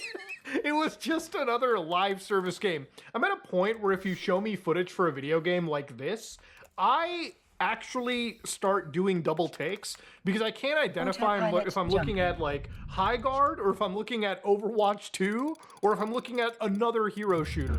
It's just to a point where this entire thing has gotten so tiring. Again, I'm not going to make these videos just for like the viewership angle of it. Like, I'm not going to do it just because it's like the hot trend. The reality of it is I had no care because hero shooters for me were effectively just a dead thing, right? Like, I didn't care about this game. I didn't care about even Marvel Rivals. I didn't really care about, you know, Overwatch 2. For me, this is a franchise. I think you're out of touch. This is a type of gaming that I just cannot get into. But anyways, I decided because of this video, I'm going to download the game on PlayStation 5, by the way, because on PC, I can't really play this underneath Linux, I guess, because it has Secure Boot TPM2. I didn't even waste my time downloading it, okay? I'm not going to install anything that needs to be this invasive on my computer.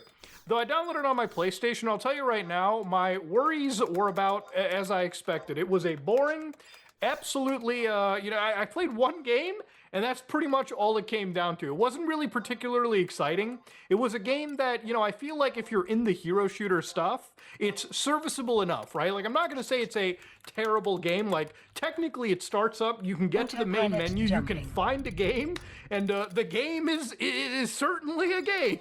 You know, there's nothing technically wrong about it. It's just, personally, for me, incredibly fucking boring. Anyways, though, High Guard is so dead, ladies and gentlemen, that apparently if you go to their actual website at High Guard, so this is the actual developer, Wildlight GG, so you know it's great when it's like, here's our game, available, free now. Let's go to the official site here real quick. Oh, and it's unavailable. So, you know when you see this, it's not a good sign. It never is a good sign. So immediately at this point, I'm like, hold on, let me check those Steam charts, I guess. Maybe I'll see if the game is somewhat active. Nope. There is, as of now, 915 players playing. 915 on High Guard? It's long after work hours. People are all able to get on and play some video countries. games. This is a dead fucking game. If you go to the max for this, it started off around 100,000 players when it dropped.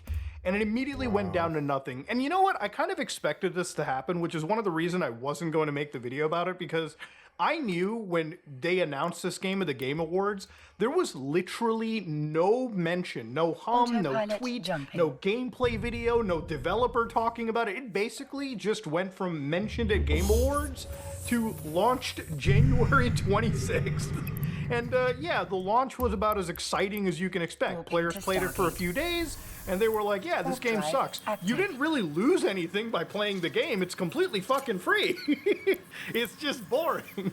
You know when you release your game for free and people can't latch onto it, it's just probably not a great game. It's simple as that. So anyways, ladies and gentlemen, down the entire road over here with around a 98.5% player loss, meaning that there are actual NFTs, I shit you not, there are actual NFTs that have survived a loss smaller than Highguard. Not by much, mind you, but somehow they did. It's crazy to look at it that way. So yeah, anyways, it feels kind of bad because initially it felt like this indie company was just sort of like blown up by Jeff Keighley at the Game Awards. And they were kind of sabotaged that way, right? Because obviously when you're thrown into the Game Awards, and apparently it seemed like it was a free like showcase. Like Jeff didn't even take money for that shit, apparently. And yeah, obviously the expectations were raised, the game wasn't that great, and yeah, it pretty much came out to it. Now, one of the reasons that I'm actually making this video now is that there's been some reports coming out that apparently Highguard was financed by a Chinese tech giant that some of you know as Tencent. Now, Tencent is effectively the Google of China. Like, they're one of the largest tech firms, not just in China, by the way, but internationally. They're huge. They have a lot of, CCP. They have a lot of fingers in every pie, and specifically when it comes to gaming, they've probably been behind some of the biggest indie games that you can imagine, right? I went after CCP this year on Christmas Day, and I let down their forums like, hey, did you guys quietly sell out to NetEase when we weren't looking, and suddenly started like really aggressive gotcha tactics to try and take advantage of your player base? That's what I heard. You know, that's what I said on their forums, and I meant it too. I don't think anybody listened or cared. It's the internet. But I mean, I meant it. I took a shot at NetEase this year. I was like, I don't like the gotcha influence on CCP. I've spent more money on EVE Online than I ever have, and that's okay, but it's, yeah. Approaching start. It's because of the aggressive pricing they do, all the shop stuff that they offer. Now, I think when it's the 76 store bothers me way less than, I mean, honestly, I'm not bothered by CCP's monetization actually, because the game is completely free. So when it comes to EVE, I'm like, they can charge what they want on those stores because I don't have to pay it. But the only reason I don't have to pay it is because I've been playing it for 15 years and I have 100 million skill points. Most people don't have that luxury. You call yourself an indie company? Or whatever, 10 years. I think it's been 10 years. I don't know. It kind of means something, okay? Independent games are games made. No, it's been longer than that, since like 2011. It's been like 15 years. Yeah. Basically just a handful of people, right? Not teams that are up in the hundreds, which apparently Wildlight, before they actually had such an intense amount of layoffs, literally 2 weeks after Highguard dropped, the game drops, it fails, and these guys don't have the money to keep going forward. So massive layoffs start. And apparently their company had like about 100 people working at it. And, you know, comparing them to like companies like BioWare, which also had their own layoffs, we consider BioWare to be like AAA. But these guys, BioWare's not AAA. They haven't done anything AAA in a long time. What are you talking about? Obviously yeah, back in 2004, the last time you got laid or whatever. I don't know, man. 2004 was the last time that BioWare's done anything AAA. And it would have been Dragon Age 3, whatever it is, Inquisition. How is that AAA? Actual source for this comes from a report by a publication known as GameFile, and they're the ones that said that Tencent was secretly financing. Oh yeah, they did Dragon Veilguard or Veilguard or whatever it was recently. I haven't played Veilguard, which is unlike me. This shooter, right? Even though the company Wildlight said that it was fully funded. Now, they don't share anything. Nobody has talked about this. But I wouldn't be surprised from seeing this game drop. You know, let's go grab that Dragon Age game, Veilguard, because every time that I get nervous now when the media completely pans a game, because sometimes the game's really good, you know? So yeah, I get really scared when they, like, most times I wouldn't even try. But I'll try this time because the media fucking pan Dragon Veil really hard. And I wonder if it's good, you know? Sometimes I think when they say something's really bad, they honestly, it's like an indication that it's good because the games media couldn't possibly be correct, you know? So, and there's Avowed 2.0. I suppose I'll get rid of my old Avowed install now, and I'll reinstall that, or else I'll like do a new install of Avowed. Where's Avowed sitting? Is it here or no? It's in here somewhere. Where does Avowed sit? There's the Fit Girl repack of Avowed. It's only the install. The install itself. This is now an antiquated install, so we'll get rid of it even though... Yeah, I really don't need 2 copies of Avowed. Then we're going to come to our games. Warping to Stargate. And Warp delete drive Avowed. active. Because I have a better copy now. Let's install Avowed 2.0, and I'll try and play a Magic user in Avowed. Because I'm scared that that might be a good game that I'm not really trying. Yeah, 2.0. I don't know. I don't think I'm likely to play Avowed, frankly. Don't know about that. I don't think so. Don't know about that. Maybe not. I'm glad I have a copy of it, but no, I don't think so. Approaching Get Stargate. rid of all of that stuff.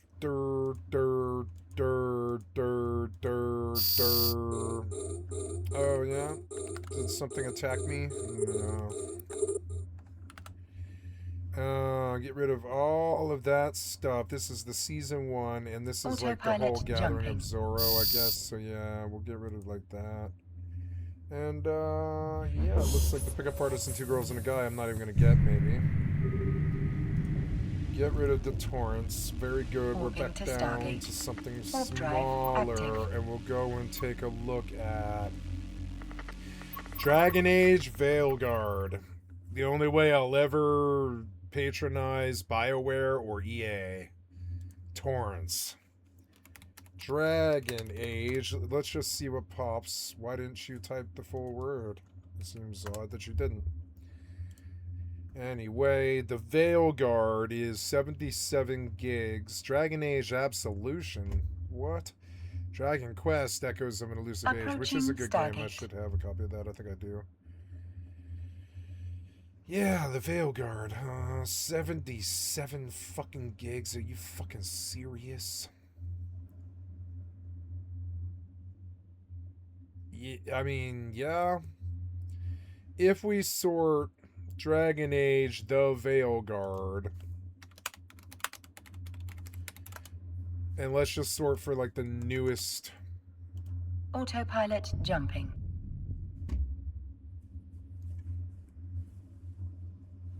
Install, which would have been 2 years ago. Yeah, patch 5, no thank you. I'll just take all that. Warp drive active. Alright, Soul, give it to me. I don't know if I'll play Veilguard, but I definitely want a copy of the game for in case the grid goes down. And I'm stuck playing through every game in my fucking in my fucking zombie apocalypse library. I have this terrifying fear that the grid's going to go down, but I don't think that'll stop me from playing computer games because I have a solar panel. I think it's more about, or well, I mean, I have a solar panel. I don't think I can probably play on it all the time, but I will find some way to play games in my old age as I try to deal with the apocalypse and stuff, and I want copies of these games in case let's say suddenly overnight that the war causes Comcast to not supply internet to me anymore. Then what? Do I just play fucking Minecraft or whatever? I guess I do. I have a copy of Minecraft, I think. I don't know. Do I have a copy of Minecraft? I don't know if I have a copy of Minecraft. We should go look. I think I do. Autopilot jumping. No, you know, suddenly I'm getting very paranoid that I don't have Minecraft, so we're just gonna grab Minecraft here. I'm sure there's some, like, mastered copy. Only game. Warping to Stargate. Warp drive active. Cracked, full installer, online server list, Bedrock edition, right? That's the good one, isn't it? No, this is like the 1.72 from 14. No, I want the Bedrock edition. You know, I liked Minecraft Dungeons. It was just a kid's game, you know, but it was a high quality game. I wish I had had it when I was a kid. Magnet. Add, and we good. Approaching Stargate. So, okay, good. The Veilguard is what I came for, and then I just told you to get Minecraft, but you didn't do it. Try again. You keep opening new tabs. I don't know why. It sketches me out, man. Try again. Can you do this? Absolem.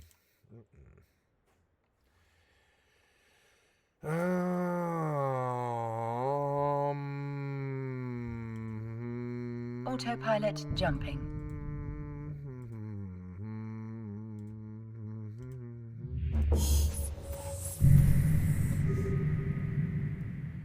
There we go. You were being all slow about it. Warping to Stargate. Warp drive No, you active. aren't getting this file for some reason. Go. Why is she getting this? You're so annoying.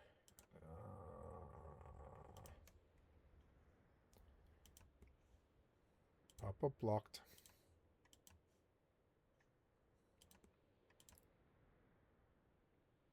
So if I close these and I go and I click this, there Approaching you go. Stargate. Did you actually? No, you're not actually adding this fucking torrent. You're not adding it. Why? I don't know. Fucking software developers. No. I don't know. You can't show me if I'm downloading this or not. Can we try again then? Can you try again? Yeah, add. You can't add this? Alright, try a different one then. Warping to station. I'll take whatever you got. Let's go.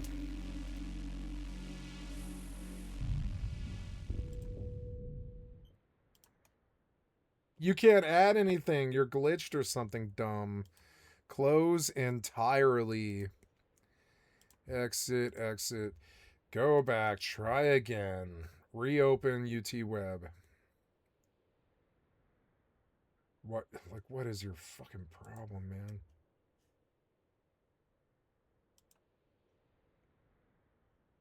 Approaching station. Some kind of Windows error.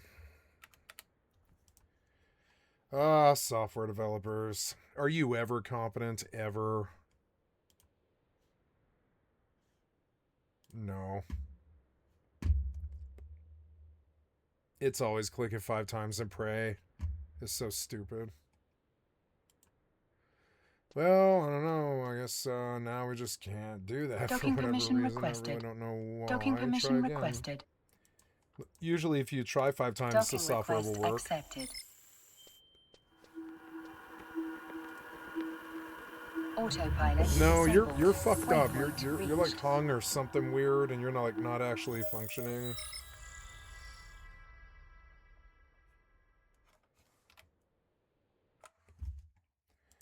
That's gonna shut down FFXI, which is fun. Coming down here looking for the UT web. Yep, and there you are. You're broken. It's as if you're hiding from me. See it? Yeah, fucking piece of shit. Fucking software developers. Such failure pieces of shit. Try again, over and over again until we get it. Let's go. Just keep trying the same software thing over and over and over again until we get it to work. So dumb. You can't. I'll have to restart the computer or something dumb. You're completely hung now. And seeing it basically... I got called out for cheating at FNAF 2's 2020 mode. 60 million! What? Oh no. Hello guys and gals, me Mutahar, and ladies and gentlemen, I'll put anything towards advertising that game, like unless you were following Metal Gear like the nut job that I am because I'm a fan of the franchise. No, just start I got over. called out for cheating at FNAF 2's 2020 mode. 60 million! $492,000. This is crazy. It turns out the ASU frat leader was just fraud maxing the whole time. I recorded a video in the past couple of days, and for some reason my camera has been drifting to the left. So now it just looks like you're watching a scene from either Mr. Robot or Utopia. Honestly, I don't even care. I'm that apathetic, and it can give great excuses for my hilarious editors to add funny images here when I'm talking about context to something. Oh God, wait a minute. No, this just reminded me of something. It's the exact same framing as Tommy in it. Okay, no. No. We're changing it back. Hello, it's me, Tommy Innit, and I'm going to do a stand-up tour about vapes. Again. A lot of you really seem to like the ASOP format, this kind of soft relaunch of it, so I'm going to keep doing it. Also, I would like to say I now have a brand new gaming channel. You can check the link in the description. I have funny, not really funny, moments like this.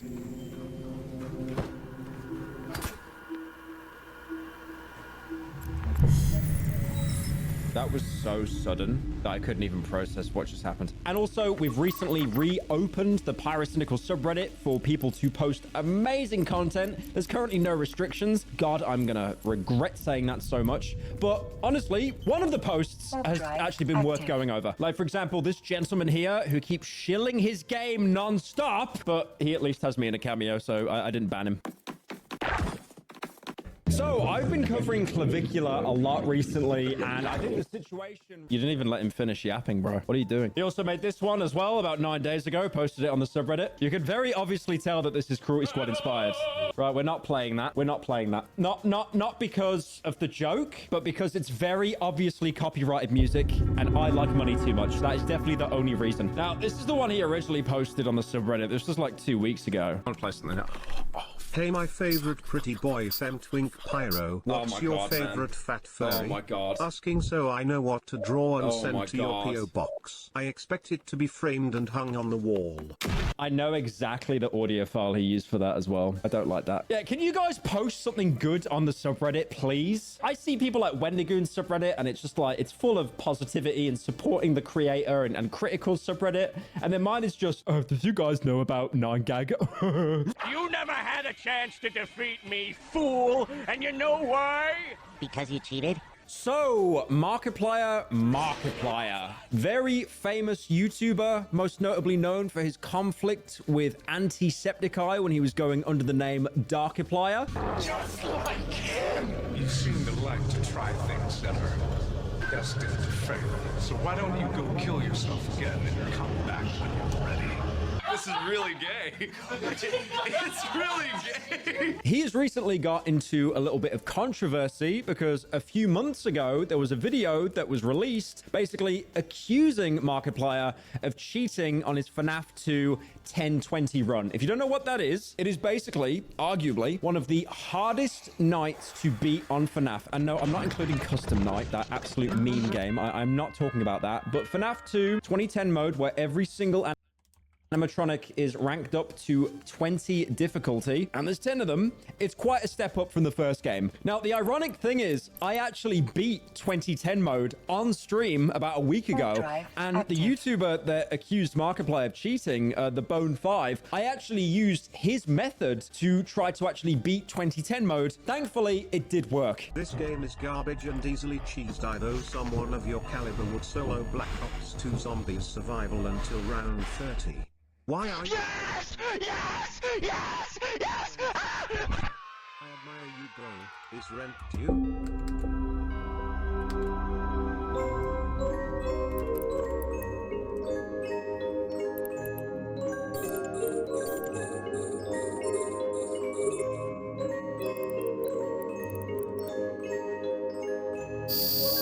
My battery fell out my headset. So the proof that was levied against Markiplier, it seemed a little bit flimsy. Also, the video is 40 minutes. I'm not watching all of that. But basically, they tried to use proof that there was this strand of Markiplier's hair to show that these clips have been spliced together. Because if you watch Markiplier's 2010 video, it's incredibly short. I think it's only like 8 to 10 minutes or something. But there are actually jump cuts throughout and like, you know, slow transition splices. There were also missing audio cues throughout the run as well. And also in the footage, when he goes back to the main menu, if you beat the mode, you'll get a star next to, you know, the player loadout screen. And that star was only shown afterwards, back when, you know, there was like a brief interlude and it went back to the menu select screen. So people at the time basically accused him of loading up like an edited save file to make it look like he did it himself. Now, the latest update to this tragedy, I mean, I really did want to defend Markiplier here, mostly because he reached out to me recently and I am begging him to try to voice in one of my next main channel videos as like a brief cameo. video, so I didn't want to mess up the networking, all right? I didn't want to mess up the networking, Andy. But he actually admitted himself on a podcast that, yeah, he actually cheated. He just came completely clean about it. But he says that he can't actually remember the exact circumstances of why he actually cheated. I got called out for cheating at FNAF 2's 2020 mode. Did you? Yeah, totally. I can't remember it at all, what the circumstances are, but I looked at, there was a video that someone did a whole essay on. I didn't watch it, but I was like, yeah, that sounds right. I'm pretty sure I did that. He then also goes as far to say that Scott Cawthon, the creator of the franchise, actually covered for Markiplier, basically patching the game to try to explain away one of Markiplier's mistakes. And I think Scott covered for me. I know he did, because I believe he patched in something in the game to like add a star where there wasn't a star when I first did it, and he patched it in or something like that. I can't remember. I'd have to watch the video, but it's just, I can't remember why or how or when, but yeah, I did that. The other ones were real though, wink. Now, what is the response? Is he going to be hung and quartered, have rotten fruit thrown at him? No one really cares. It's almost like if you come forward about something yourself, no one really seems to have an issue about it. Mostly because this happened such a long time ago, and as well, he did complete pretty much every other Five Nights at Freddy's challenge completely legitimately. But that still isn't going to stop me from probably having Markiplier crying in the thumbnail and saying the Markiplier situation is tragic. Well, I can't do that because Dolan's already fucking done it. I'll think of something, okay? Now, you know, on this channel, I like to talk a lot about clavicular. I definitely do not have any body insecurities myself, but the clavicular cinematic universe is expanding. So there's a lot of Lux Maxers on the scene, right? And around the same time that clavicular blew up, there was another Lux Maxer called Androgenic. The problem with Androgenic is he's Australian. And that's it. That's the only downside I've got. Okay, being serious, the reason why he hasn't had as much growth is because, again, he's stuck in Australia. I've always thought about it as like, Australia's in third place for Western content, and then it's the UK, and then it's usually America. So Androgenic has a lot of catching up to do. So he took a flight to go to Miami, and this was to hunt down the ASU frat leader, who, as you may know, if you've kept up with the law, absolutely frame-mogged Clavicular, and he wanted to exact revenge in Clavicula's name. In reality, what's happened is Androgenic reached out to Clavicular, said, can we collab? Clavicular probably said when he was on meth, no, piss off. So now he's had to go for second place, right, with the ASU frat leader. And also more recently, he's met up with a very old head fitness influencer, Connor Murphy, who's basically joined him as this like father and son duo to try and avenge Clavicular. And also, I do have to break the law here, unfortunately. It's been recently exposed that the ASU frat leader, his actual name online is Varys. He's not even a frat leader. He's not even in any kind of frat at all. The frat that he actually claimed to be with came forward and said, we got no idea who this guy is. Like, I don't know why he's trying to rep us. I just got info from an inside source that Varys has never been in a frat before. But I'm sure some of you are thinking, oh, that's weird. It says ASU Pike in his bio. Well, after all the Clav stuff, Pike put the ASU frat leader in their group chat as a joke, and he took it way too far. He thought he was actually a member. Once Pike heard about this, they kicked him out of the group chat immediately, but the ASU frat leader is still claiming he's a member in his bio. This is crazy. It turns out the ASU frat leader was just fraud maxing the whole time. You are so easily tricked. Logan Paul. Now I understand, again, I have taken quite a few days off, so the usual parasites have been able to steal my content. Like, for example, renowned sub-butter Moist Critical. God, even, it's so petty. Yeah, he sub-butts. And also, most notably, Dolan Dark. Oh God, wait, no, I haven't got the camera set up right again. Hang on. Oh, that's pretty good, actually. Okay, that's too low. And now you fucking lost this clip. Yeah. Be fucking gay. What are you doing? Does that work? It kind of works. So about a month ago, Logan Paul announced that he was auctioning his PSA 10 Pikachu Illustrator Pokemon card. Again, Logan Paul, very famous internet celebrity. He's done amazing collabs, like for example with successful movie star KSI. If you don't know what I'm talking about, he made an amazing film called Laid in America. And originally in 2021, he purchased the card for $5.275 million, which honestly is probably a drop in the bucket for him, which is a horrifying realization. And then just yesterday, Logan made this like now deleted tweet announcing that he'd be live streaming the closing of the auction. And then during the stream, the card sold for $16,492,000. $492,000. Absolutely insane. which actually won him a Guinness World Record for the most expensive trading card ever sold. Not just Pokemon, trading card. Now, the winner of the auction was someone called AJ Scaramucci, who is actually the son of Anthony Scaramucci. And he's a really incredibly wealthy financier who also serves as Donald Trump's communications director for a grand total of 10 days. It wasn't a long serving. And also, yeah, I probably said Scaramucci wrong. Metro's booming track. I get it. Okay, look, I probably have undiagnosed dyslexia at this point. Can we just drop it? Thanks. So AJ Scaramucci, again, I'm very sure I'm butchering the surname. It truly is one of the worst surnames I've heard in my life. It just sounds like a custom name for like an Animal Crossing townsperson that visits you for a week. You talk to them too much and then they basically just end up hating you and leaving anyway. So he announced that he bought this card as part of his planetary treasure hunt. The real story is I'm on a planetary treasure hunt right now, and I'm on a quest. What? To buy a T-Rex dinosaur fossil. That's on my list. What? I'm gonna buy the Declaration of Independence, maybe from you. Yep. We'll find out. Bro, this is crazy. And I'm not stopping there. This was only the beginning. Definitely not a tax write-off. Absolutely not. And now he plans to buy T-Rex fossils and the Declaration of Independence. Again, guys, it's not a tax write-off. Please ignore the correlation that incredibly rich, like disgustingly rich people buy paintings for millions of dollars that they probably hate. Tax-free. Ignore that, guys. They are definitely not trying to get their funds out of the account in a way that they do not have to pay the IRS or HMRC or whatever tax governing body you have in your country. You are taught that when you're 10 about avoiding tax, by the way. It's just like, I'm gonna buy a painting. So there's this one painting I have. It's called the Mona Lisa, but she has a mustache. And then there was this Vox body pillow. I think it's $20,000. Now, if you didn't see the last video about Logan Paul, you might not understand why his tweets about this are getting like community noted into oblivion. So again, the community notes here are literally saying the card was fractionally owned because other people did buy into it. That was another thing Logan Paul was running. And then apparently if you complained about it, Logan would just block you. You may have noticed a lot recently, actually. Logan is one of the few e-celebs online that basically whenever he tweets, 99% of the time, unless he's in an incredibly safe space to do so, he basically just always disables replies. So it's him shouting word soup to you, but then you can't really interject. I mean, I guess you can do a snide quote tweet, but who isn't getting quote tweeted these days? So the reason why this sale is so controversial is because this isn't the first time Logan has sold the card.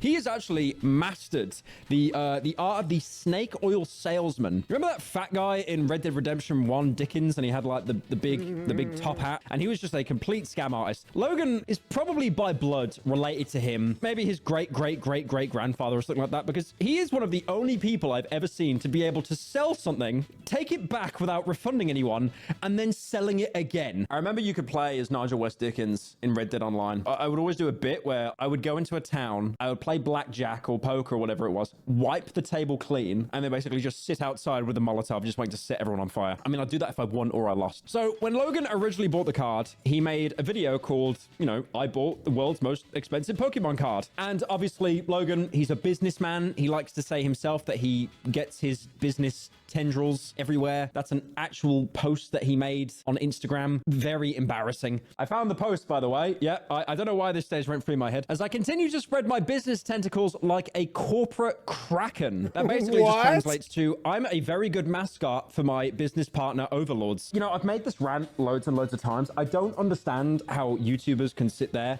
and say that they're really business savvy or really smart. It's like, no, you took the model from someone else, or usually you have a manager that isn't anywhere near as public as you because you're the face of the company, and they basically tell you what to do. I do think people like Logan Paul, KSI, Mr. Beast, they do have business smarts, but it's not like they don't have this huge management company, or at least a select few of very, very smart, keyed-in people, probably on the autism spectrum as well. Like, that's not even like a snide or a roast, like genuinely just that level of like being keyed in and hyper-fixated on something for them to be so successful with business ventures. Am I streaming?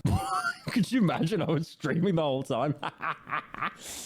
Holy shit. And obviously Logan wanted to turn buying something into an investment. So he co-founded this company called Liquid Marketplace. The entire video was a huge front to shill a new business. And Liquid Marketplace was a company that would basically allow you to buy fractional investments of collectibles in the form of tokens on the blockchain. Are you already bored? Are you already bored? Yeah. Oh no, I knew, bro. As soon as you heard a word with more than 4 syllables, you weren't even locked into drone phase or whatever you're doing. Please don't tell me you're watching League. If you're watching League right now, just click off the video. Like, I swear to God, I do not want you here. Terrible. So again, it sounds like a scam, right? But again, it's like NFTs were popular for years. I know there's a sentiment that has been parroted all over the internet right now. You will own nothing and you will be happy. And it was basically invented as a way for people to cope because they spammed the N-word in text chat in a multiplayer game and were surprised they got banned. I said GG 5 times, and now I'm banned from playing this stupid game for 72 hours. Come on, game.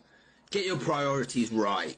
And it was also a way for boomers to celebrate and get the limelight for a small amount of time because they bought everything physically. But again, this is an actual genuine definition of you will own nothing and be happy. It's not like Logan is trimming parts of the card to then send off to you. No, it's like you're owning the thing that's stuck in between his like man tit cleft while he's like shilling WWE. So Logan retained 49% ownership of the card. And that's really important because again, 51% was going to be sold on Liquid Marketplace. This would mean that Logan was not the majority shareholder. So everyone that bought a portion of the card united together actually had more power over what happened with the card than Logan Paul did. Obviously, this would mean every single person that owned a portion all uniting together against Logan Paul. I swear, this is like the exact same setup of that Futurama game that came out in the early 2000s where like one of the characters basically buys over half of the universe or the planet. Oh yeah, this is it.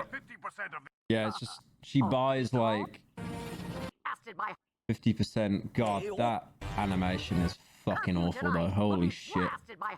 Like, I get it, it's a 3D transition, but oh my God.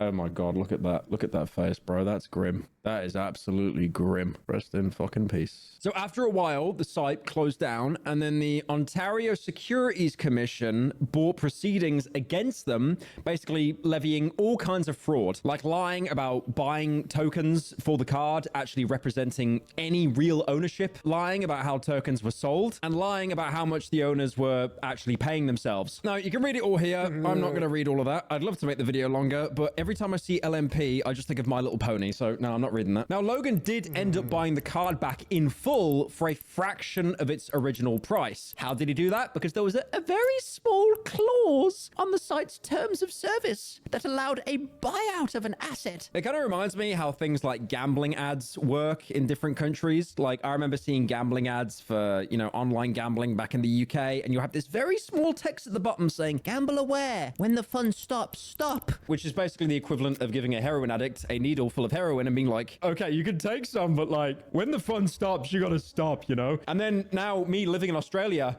the gambling ads are absolutely terrifying. You'll see like a happy group of people enjoying themselves, and gambling ads are always really slimy, where like they don't actually show any of the gambling. They just show a bunch of people being happy, like generic happy stock photo people. And then there'll just be big black text saying, if you gamble, you'll kill everyone within 5 meters of your apartment, and then give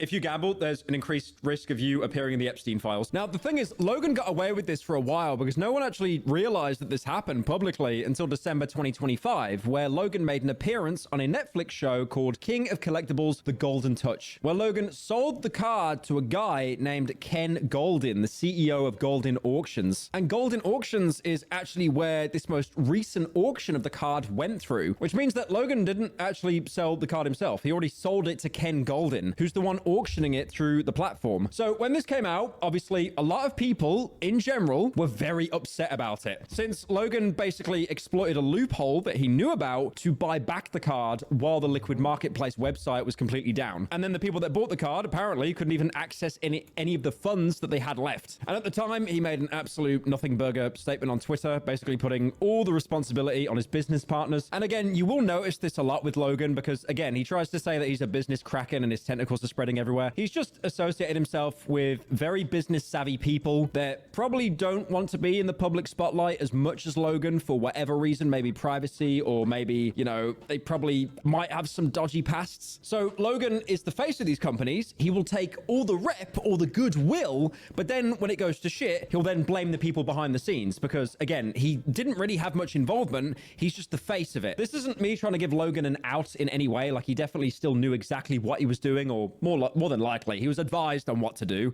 especially with exploiting that loophole. But again, it's like a great example is Prime, right? The KSI and Logan Paul drink. But if you look into the actual data, they only own like 20% of the entire company. They own fuck all of it because these are people that are just faces of companies. They take all the respect when things go well. When things don't go well, they then blame the business partners. So obviously when this auction was announced with Logan trying to get rid of the card again, for real this time, it brought this whole situation back up. So people who actually bought shares at the time came out and said that they lost money when the site was shut down. And then after all of this backlash, Logan made yet another statement on Twitter where he admits that Liquid Marketplace only sold 5.4% of the 51% shares that they listed, which, if you remember, is very different from his original statement, where he made a point not to purposely mention how much of the card was actually sold, saying that he just paid a substantial buyout. And this buyout was consistent with the platform's terms. Just like, you know, the most like PR ChatGPT jargon statement you could ever imagine. He also said the reasons why the site went down were just basically out of his control. I'm not really sure what the cope is there. Are we talking about out of your control, like when you're 12 years old playing Black Ops and then mommy unplugs the router and you've got the disconnect sign flashing? Like, again, it's out of your control. Now, he did have some goodwill, saying that he personally paid to get the site back up so users could actually finally withdraw their funds, which sounds good, right? It sounds like Logan is learning his lesson and he's turning over a new leaf. Sorry, I'm trying to not vomit from the amount of BS I'm hearing. The problem is, this is step by step what happened with CryptoZoo. And the icing on the cake is that this auction live stream ended up being a promotion for a new site that Logan is making called Rip It. So this is the second time now where he's been called out on something and he's like, I'm sorry, I made a severe and continuous lapse in judgment. And then basically uses that as a platform to shill yet another platform, which I guess is going to be a site where you open digital Pokemon card packs that, you know, represent real cards.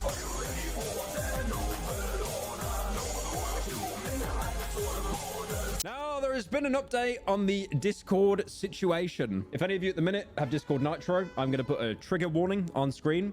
You may not like what you hear. There may be tears flowing down your face. You may remember that Discord, for its new ID verification method, claims that the images you sent for this age verification never left your device. This was really important because, again, it was a great way to basically scalp everyone's data, to ID them, basically giving everyone that uses the platform less anonymity, especially if, you know, there was like a big data breach. Oh, imagine if that happened, right, fellas? Well, people found out pretty quickly that that statement, it wasn't entirely true because Discord users in the UK, who have already been subject to this horrible new policy, discovered that their age verification was being processed by a third-party company called Persona, which does actually store and retain your information. Look, I'm going to say something right now. I am definitely going to be chalked up as some kind of schizophrenic, and if I disappear in the next 2 weeks, you'll know why. But I find it so weird how I covered a show, one of my favorite TV shows of all time, years ago, Utopia. And it basically shown that, you know, these big agencies, these monolithic companies were basically test bedding things within the UK, mostly because it was a smaller island nation. And if it was successful, rolling it out everywhere. And honestly, with the digital ID stuff, that's exactly what's happened. It started off in the UK. Now it's being hit in Australia. And honestly, I just feel it's only going to be a matter of time before it hits other Western countries like America as well. Did you just compare age verification to like a vaccine that makes everyone infertile to control overpopulation? Yeah, I did. Look, the show's good, all right? That's the only comparison I can find. Now, I'm obviously not trying to draw any direct parallels to what happens in Utopia to the actual real world. I just find it ironic that in that fictional show and in real life, the UK has been a test bed for something that's basically going to roll out into other countries afterwards. And now, after people found out, Discord actually added a small disclaimer to their article saying that the age verification process, it may Like, this is terrible. May be part of an experiment where your information will be processed by an age assurance vendor persona. And also, the information you submit will be temporarily stored for up to 7 days and then deleted. I like how they're basically chalking it up as an experiment. It's like, oh, it's fun. It's Morty, we gotta do an experiment, Morty. Oh, Rick. What kind of experiment, Rick? We're gonna steal everyone's ID, Morty, and we give it to Peter Thiel. Peter Thiel, Discord, Morty. Oh, Rick, I thought you didn't like Peter Thiel. He's a bureaucrat, Morty. I don't respect him.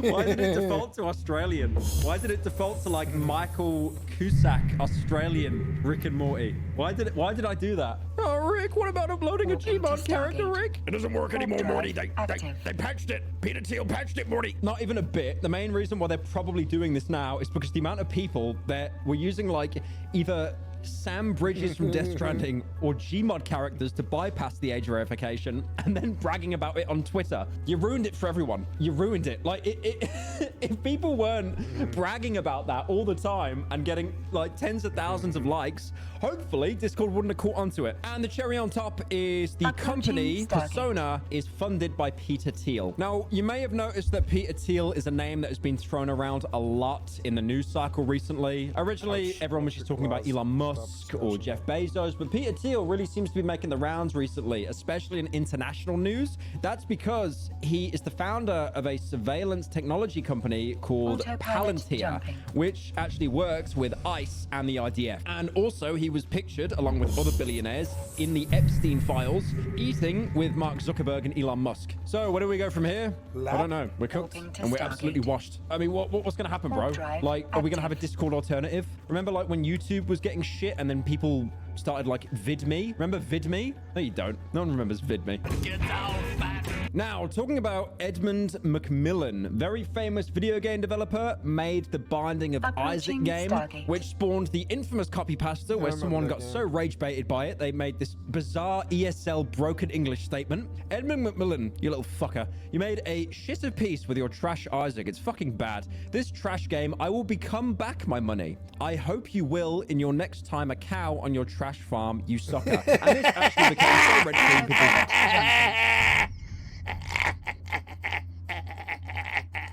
the ending was quite funny. The cow farm sucker. Heads. It is now a mod you can download that is imprinted onto the starting floor of any run that you do. So obviously he made, you know, Binding of Isaac, Super Meat Boy, and then recently released a game called Mugenics. And this game became incredible. Oh no. Incredibly successful, even recently overtaking the active player count of Hades 2. Now, there was some controversy behind this. Controversy is in it came from Twitter, so no one really gives a shit. But there was various, you know, e-celebs that were reached out to voice in the game. Like, for example, Chris Chan, Matan, you know, the Bill Clinton guy that has his own podcast now. Honestly, I don't really watch Matan's podcasts, but I do love seeing clips of his side character, Mike, who just basically stares people down, and he gets so psyched by people, he basically ends up breaking character. It's just the highlight of any of those podcasts. Mike, you're not a real demon. Go sit down. Jake, what are you, not security or what are you? There was also Ethan and Hila Klein from H3. There was iDubbbz and Anissa. Meow. Now, Chris Chan has basically had multi-long hour documentaries talking about them, but one of the more recent ones was a charge of incest, which, to be fair, has been dismissed. Now, Matan, for example, is not really controversial himself, but he has associated with a lot of controversial figures on the podcast. And obviously iDubbbz and H3, they've been having this kind of holy war, I guess a cold war, but then it becomes a holy war. They kind of don't like each other. That is very publicly apparent. So a lot of people questioned why Macmillan would actually feature two people from two completely different groups in his game. Something Fallout New Vegas, NCR, and Caesar's Legion. Now, Edmund did get a fair bit of backlash for this. Again, 90% of it was on Twitter. And he tried to explain his choices by doing an interview with Rock Paper Shotgun. He basically said that he wanted a wide, iconic range of internet voices. And he actually, on purpose, tried to include ones that clashed or counterbalanced with each other. But to be fair, in Edmund's defense as well, it seems that both parties actually knew that the other warring faction was involved in the game. It wasn't like kind of like a blindside thing. He didn't really explain himself with Chris Chan, but he did say that he didn't actually know that Matan was controversial. I mean, again, it's like Fair enough if you haven't saw the podcasts, but he's basically most notably known for storming onto events and LARPing as people that, you know, shouldn't even be there in the first place. And then he says he finds it quite sad that some people might choose to not play the game just because of problematic voices. Edmund, I'm going to be very honest with you here. It's okay, bro. They would have pirated it anyway. So yeah, Edmund posted some more tweets talking about it, saying how if Chris did like some of these horrible things that they're being accused of, that, you know, would be in prison. And then Edmund kind of just backed off and did like a kind of, it's like kind of awkward slanty mouth emoji. Like, I can get where Edmund is coming from here, because again, this guy has spent, I'm assuming, over a decade on eugenics. Like, you know, maybe not full time, but at least working on it in some capacity, right? And then you've got this huge release. You want that dopamine. You want that release of like, oh, this huge project, it's finally out there. And then you just see drones on Twitter, like chipping away at like small little things of like, oh, you've got the iDubbbz guy there. You've got the H3 guy there. The H3 Ball Rider guy. Oh, I'm not going to buy your game now. No. I mean, I didn't have money to anyway, but you know, I'm not going to play it now. And obviously that can really take the wind at your sails, because I feel like as much as people don't like to admit it, we really do take criticisms a lot more than compliments. You could get like 100 compliments throughout the day, people being like, oh, nice hair. You could even use the FouseyTube mindset of, hey man, you don't look very gay today. I felt gay. I felt that note of like that. I would like to say, in defense of FouseyTube, the oohing in the crowd of like absolute shock, that was edited in, but still, Jesus Christ, like saying that on stage. Gay. I felt that note of like that just based on what they told me. But obviously, yeah, the point I'm trying to make is if you get like a criticism, it's going to hit you 5 times harder, because naturally, hopefully, people do contain a lot of empathy, or at least some levels of sympathy. So yeah, again, it's like, you know, huge project, you spend ages on it, and then you just see like a bunch of people attacking it. It's just like, what's the fucking point? I worked on this shit for 10 years. And I know people will try to rebuttal and then be like, yeah, have you seen how much money he made? He made back the entire budget in like 5 seconds. And it's like, okay, true. But at the same time, I think you reach a point, especially with like working on projects for such a long period of time, you actually value the acceptance and the feedback more than the actual money. Anyway, what's my take on eugenics? I'm probably not going to play it as turn-based. Yeah, sorry, mate. Now, the Olympics have been in some really hot water over the past week because they were basically spamming AI art in their promotional material. With the Olympics, the opening ceremony is absolutely huge. The problem is here, it seems that it was completely AI generated. Like, they used like a bunch of cartoons of Olympic host cities. And then at the end, there was this terribly AI generated clip of, it seems to be the White Lotus actress, Sabrina Impact. My cat, she uses me like a couch. She'll just stretch out across me, you know, it doesn't matter. She take up my whole leg or whatever. She'll just be like, I'm stretching out now. She just flopped over on her side. Now she's rolled over on her side on my leg. I'm just her couch, you know. She'll just use me. Pacatore? I'm like her like heating pad couch toy. Just looks absolutely horrendous. Is this actually real? This is fucking trash. What? Are we serious? This is terrible. Oh my god. It's just everything looks so blurry. It just looks trash. Why is it now realistic? Why is it now realistic? Right. Yeah, I don't like this very much. Don't like this very much. Like, they're not even changing the art styles to represent each country. It's just the same AI generated Sabrina. I forget her surname. I forget her surname. She's Italian. Right, so that hits her in the face, and then it somehow turns into a fucking shrapnel grenade.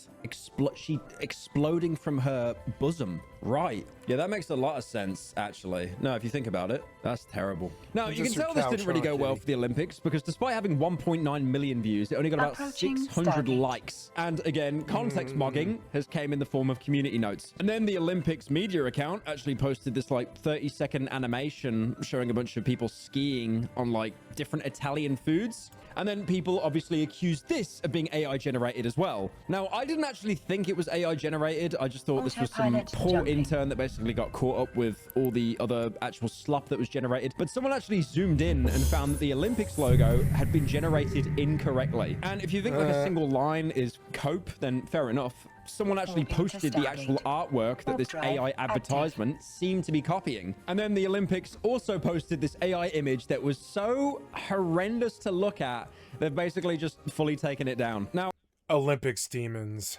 If you watch... Do you see them? They're like the demons of the Olympics. the flag on afterwards. Oh my god. Chef's kiss. Approaching Stargate. Ooh, horrendous to look at. Ah, Olympics demons.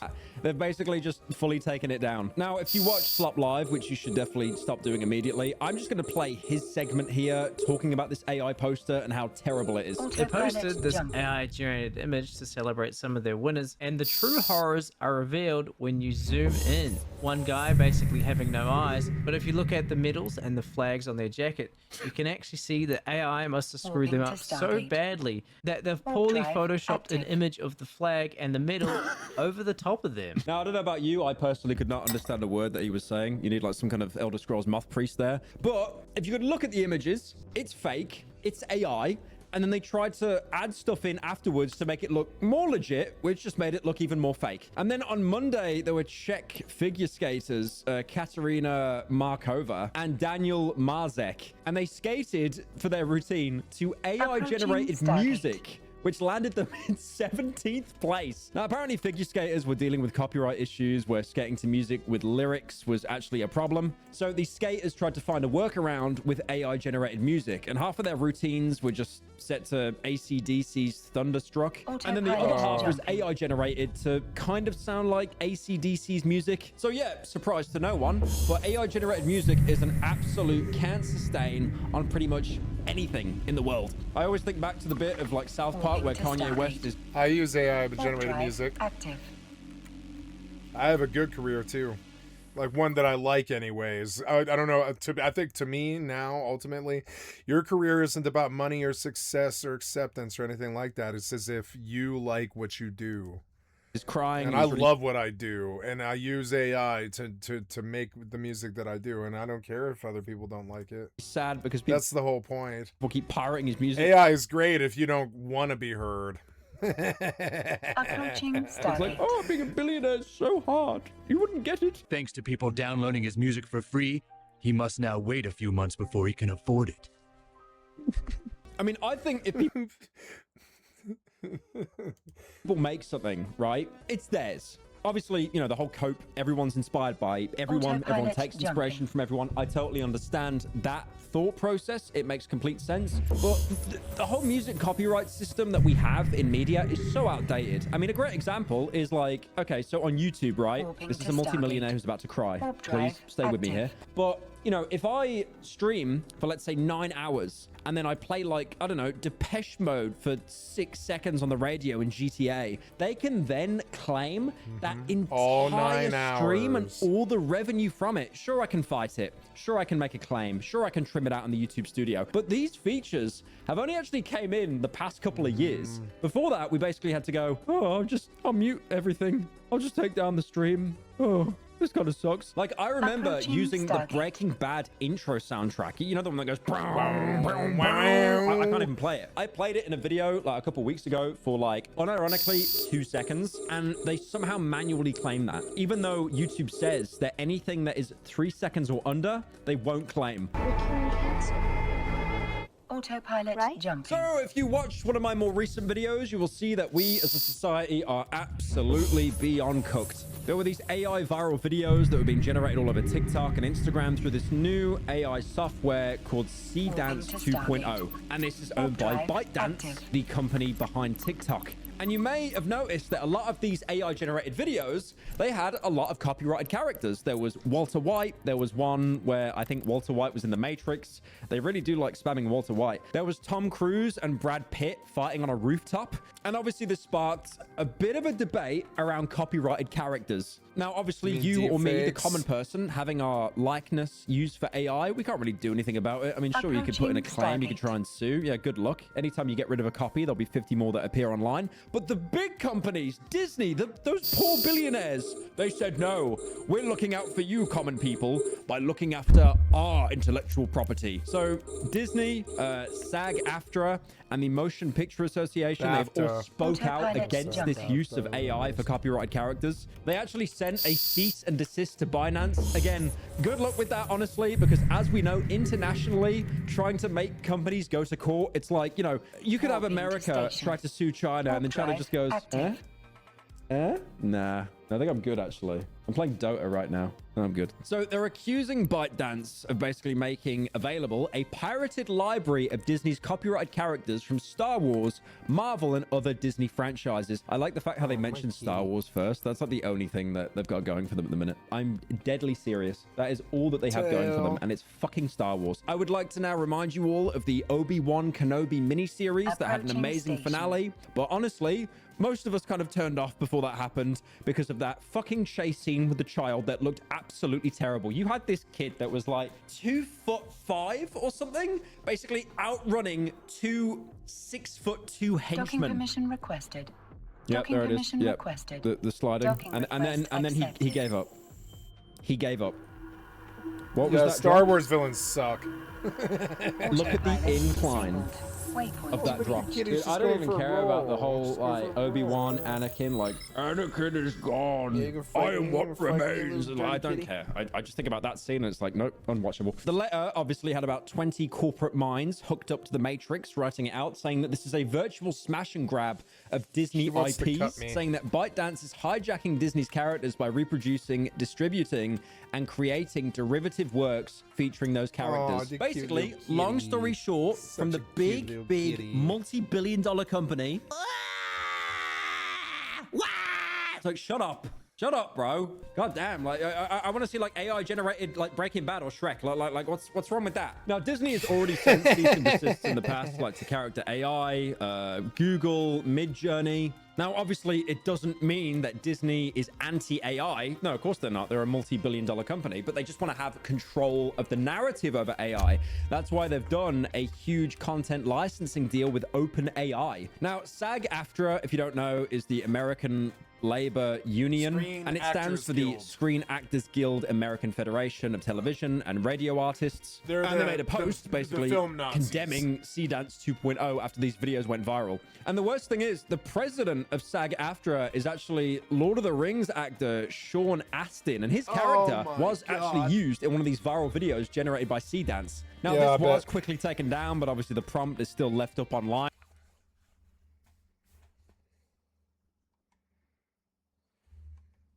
And now, again, American companies and lawyers are writing these really big statements about, oh, you're infringing us. This is terrible. But again, it's like, it's in China. You're fucked. Like, nothing is going to come from this at all. Like genuinely. Like, they're going to be crying about ByteDance in China. And I genuinely don't think anything's going to happen about it. If this happened in America, they would be shut down immediately, like those past lawsuits I talked about. But here, they're kind of screwed. So all they can do is basically just do the equivalent of a twit longer crying into the abyss, and nothing's going to come from it.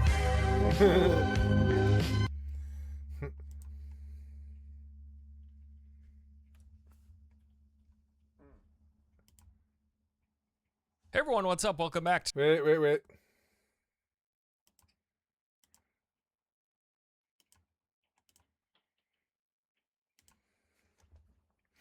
It's a 4-hour FT sign up for a fucking video about Tyler Perry. This video is a long time coming. It's a And long because of video. that, I wanted it to feel special.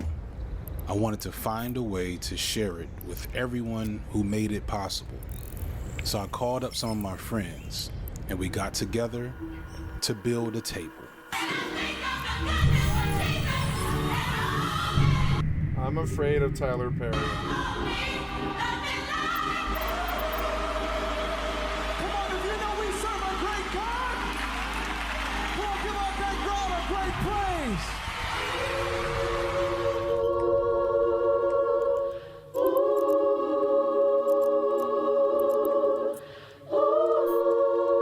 Warp drive active.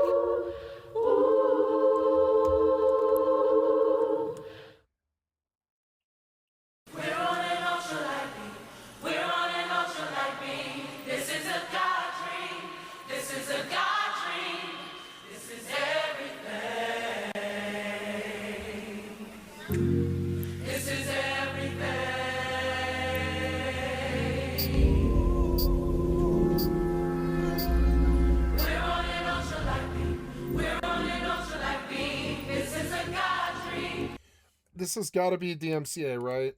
I'm fairly sure.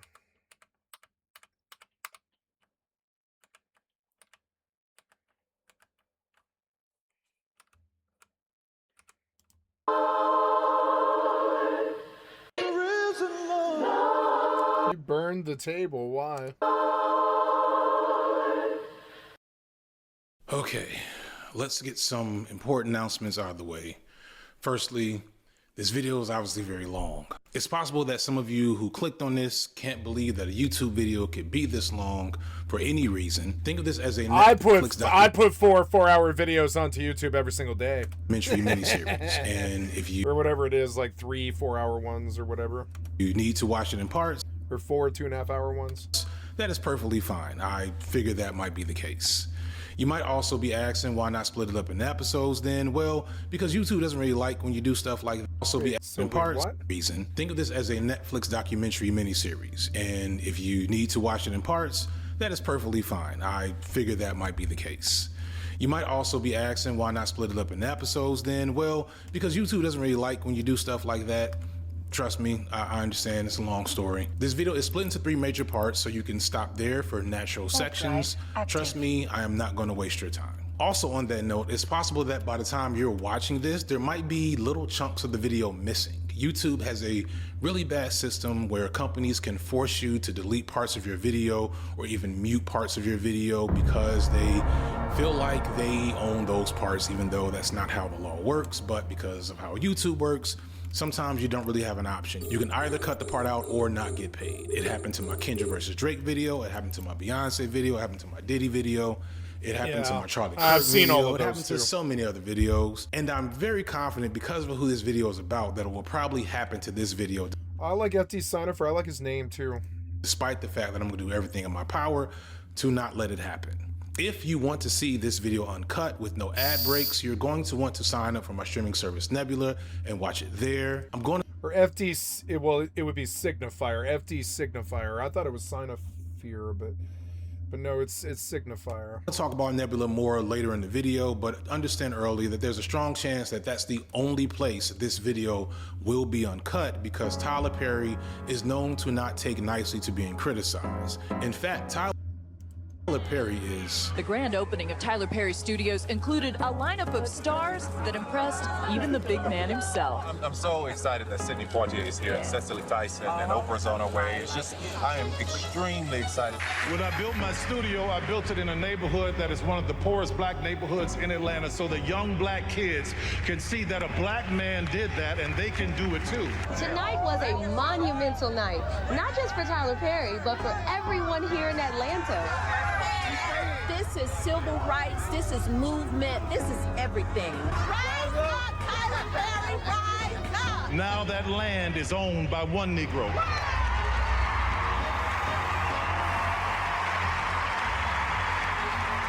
Yeah, so Tyler Perry is a lot of things.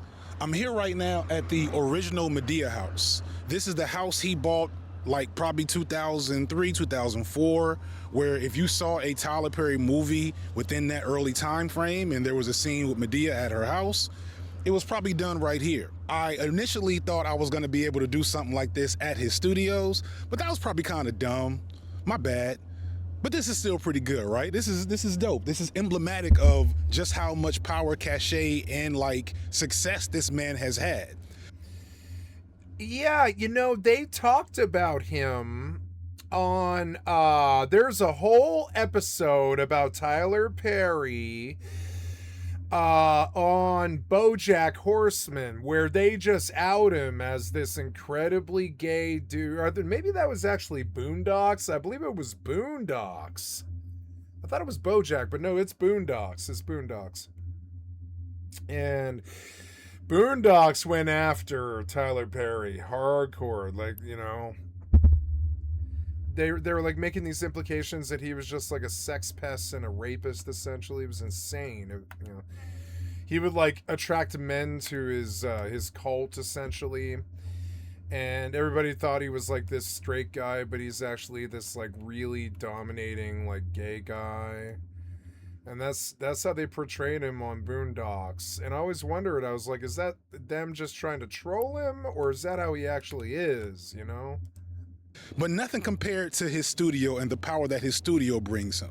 I'm gonna insert some B-roll right here, but what you're looking at is literally probably the biggest, most state-of-the-art movie studio in America, if not the world. It's Tyler Here in Perry. Atlanta. Not Hollywood, not LA. Wait, why is Denzel Washington's name on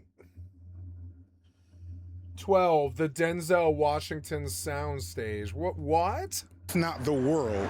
Here in Atlanta, not Hollywood. You want a soundstage in my... Not LA, not New York, not Chicago, Atlanta, Georgia. Why do you have a basketball court there? It's a movie studio.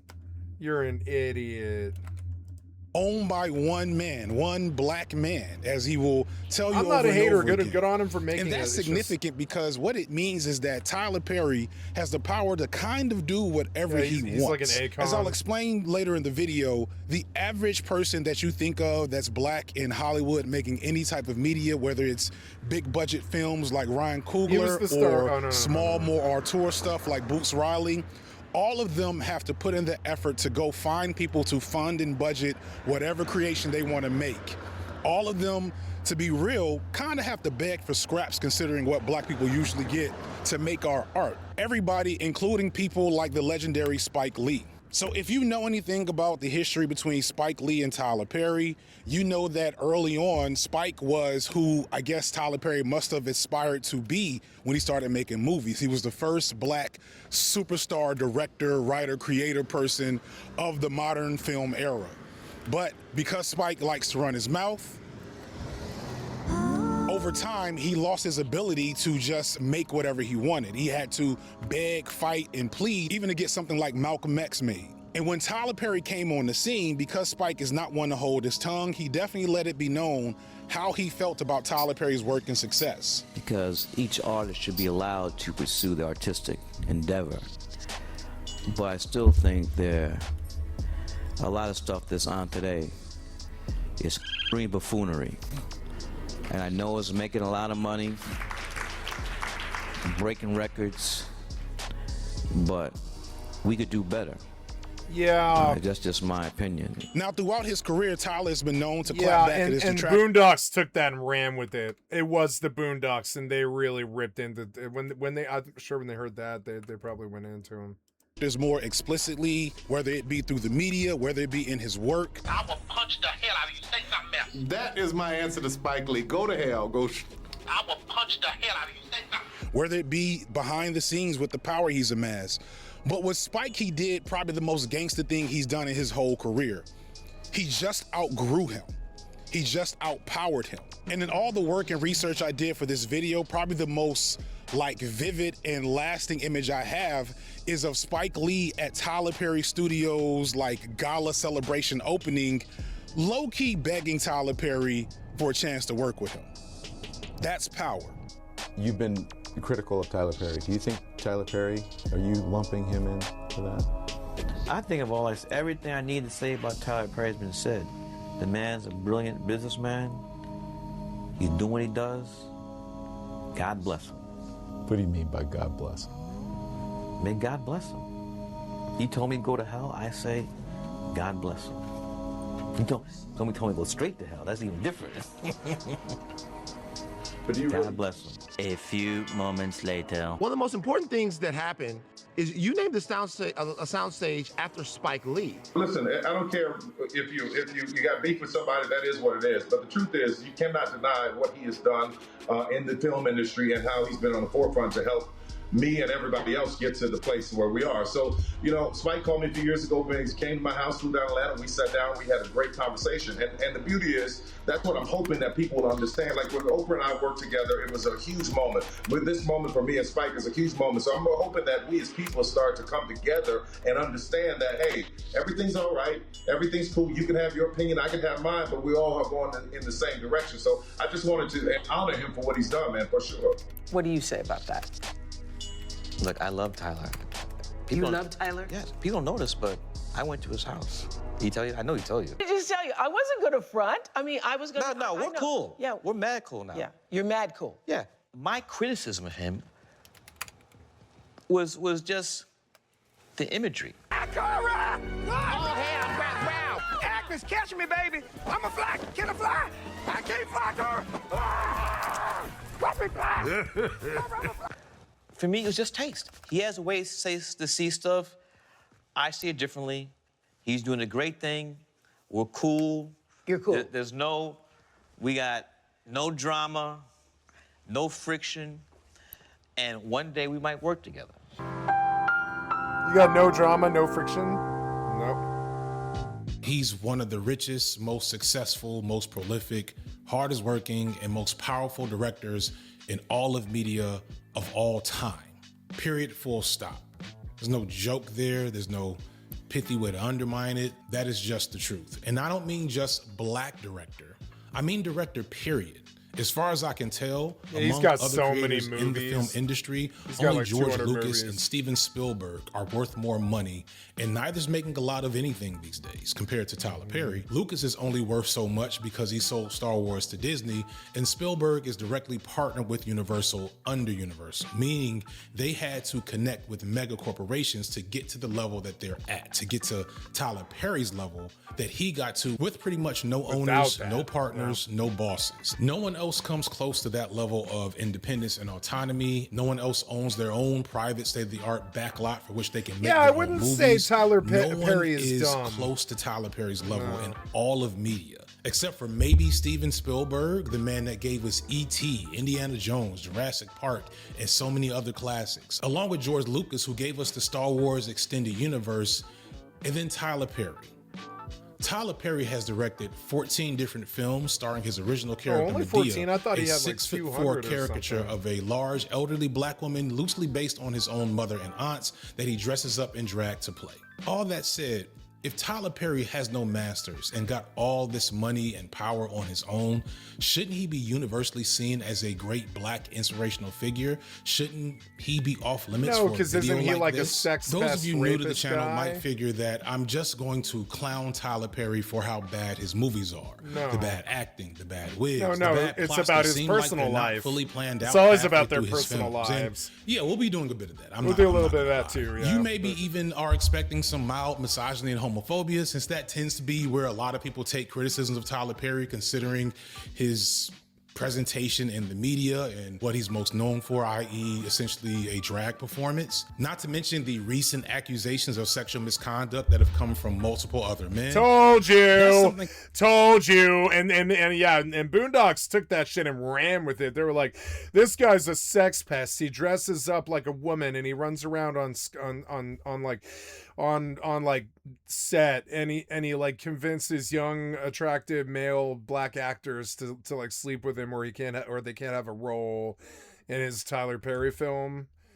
And and that's just how they portrayed him. I'm not saying that's the truth. I just said that's how they portrayed him on the Boondocks. I think I'll get I into always wondered if they were like making fun of him like in a South Park portrayal, or if it actually was who he is. But I'm gonna try to address that tactfully, because my goal is not to just use Destroy low-hanging him fruit or to tear this whatever. man down, because I don't want to tear him down. There's black folks out there who feel like you should never talk bad about someone black and successful, regardless of the dirt they do. And I also know that someone in the comments is gonna say, this guy, how can I say anything? No, but if we let these child rapists or whatever, or sex pests or whatever they are, rapists or whatever, if we just let them skate with their billion dollars or whatever as they just freely rape people, then we've lost control of society. So we do care what these guys do. We do care what they do in their personal lives. We do. We cancel them. Bad about Tyler Perry, considering how much he does for black people in the black community. I don't know. I think he kind of made what I would call blaxploitation films, and I don't know if they were that good for the fucking Hollywood. Does he? But what really I don't know. scares me- That's like, I was like, does he? That was my response. I was like, I don't know though. He was kind of a blaxploitation guy, and usually those people get canceled. If you do movies like Dolomite or whatever, you got to be real black or whatever. Because it's like, but even then they get canceled for portraying pimps and stuff like this. They're like, nah, in the end, or whatever. And it's kind of crazy. And it's also really bad. It's blaxploitation stuff. Somebody could assume that all black men are secretly, trans people or whatever, based off of Medea. And that's, and that's fine or whatever if you're trans, but it's it's not so helpful for black culture, blaxploitation. Yeah, let's look at what the talk about blaxploitation films. Are they like inherently bad? Let's see what the AI says about this. Are the people that make them are they inherently bad? I'm here to ask your opinion, Jemmy, on blaxploitation films. Are the people who make them morally bad, kind of? Or I guess another question I have is like, is it bad for black American culture? Because I always kind of thought of them as bad influences, sort of. But is that true?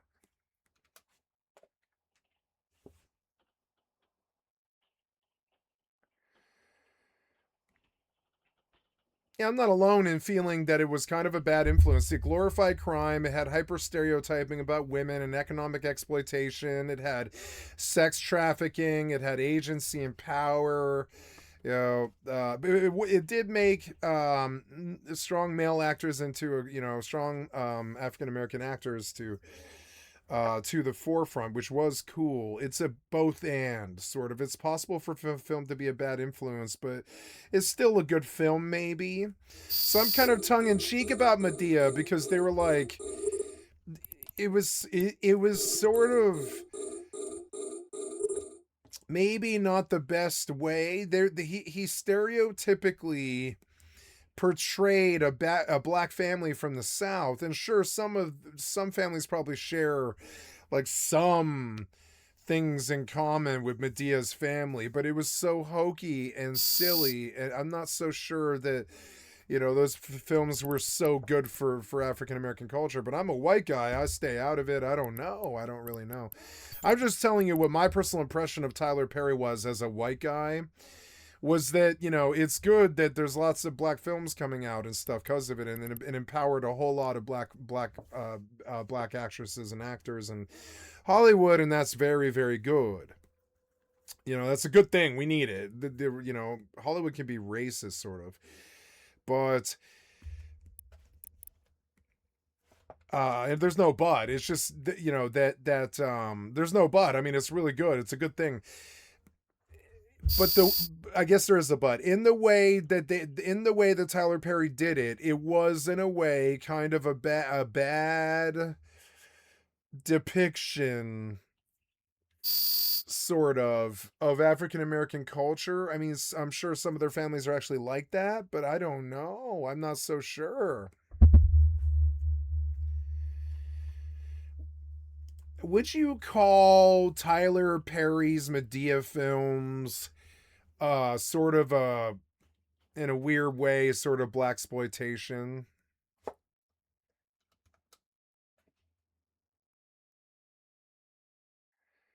Yeah, this is a heated debate in film studies. While Tyler Perry's work doesn't involve the guns and grit of the 70s, many critics, most famously Spike Lee, have argued that the Medea franchise is a modern form of neo-blaxploitation. And that's kind of how I feel too. It was like if all black African American families were like Medea's family, it wouldn't be a bad thing for America. But in my experience, most African American families are cooler than that. They're always cooler than that. They're cooler people. And I don't know, Medea kind of had this like stereotypical small town family thing going on, and I don't know. I like in my experience, most African Americans that I meet are cooler than that. Me is the many ways in which Tyler Perry is an exception to the rule for a lot of my political beliefs. Yeah, I'm like, am I alone in thinking that Tyler Perry's work is sort of exploity, sort of a little bit? They target an underserved audience, which is true. Yeah. And yeah, he built his own lane. Yeah. Where the comparison fails, he doesn't do the stuff that we really dislike about 70s blaxploitation, though. He probably hates this argument. I guarantee he does. This is probably the most annoying thing in his whole life, is all the film nerds who aren't as talented as him. They talk shit about his work. as if his work's bad, but it's not. It's not. I mean, he doesn't push bad culture or bad values. The films are watchable. They're funny. Sometimes really uproariously funny. You know, I thought Medea was hilarious. You know, I did. I thought it was a very funny movie. So, but that's all my white guy, whatever you call it, like my white guy from the outside spectator looking in at some guy's work or whatever. That's my initial impressions. But then there was oh, I got an attacker, I think. Oh no, it was an NPC. But then there was, like, you know, kind of the expose on the Boondocks, and now I'm a little nervous when I think about fucking Tyler Perry. I get a little nervous when I think about him because there's like implications that he's a sex pest and a rapist and all this stuff, and that he uses his. He's supposedly this strong male African American figure, but that's not who he actually is. He's actually Medea. He wasn't really hiding himself.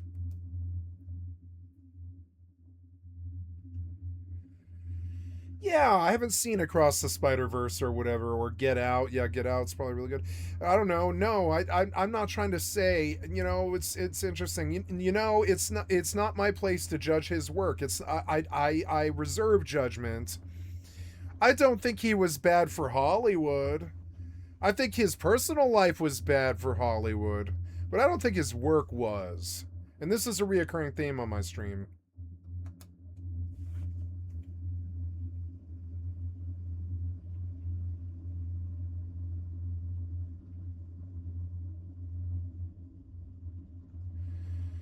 Yeah, don't meet your heroes.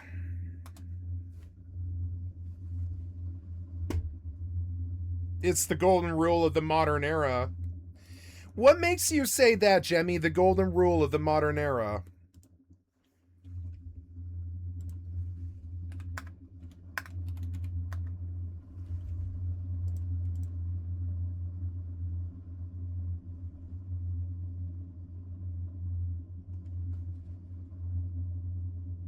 Oh, yeah.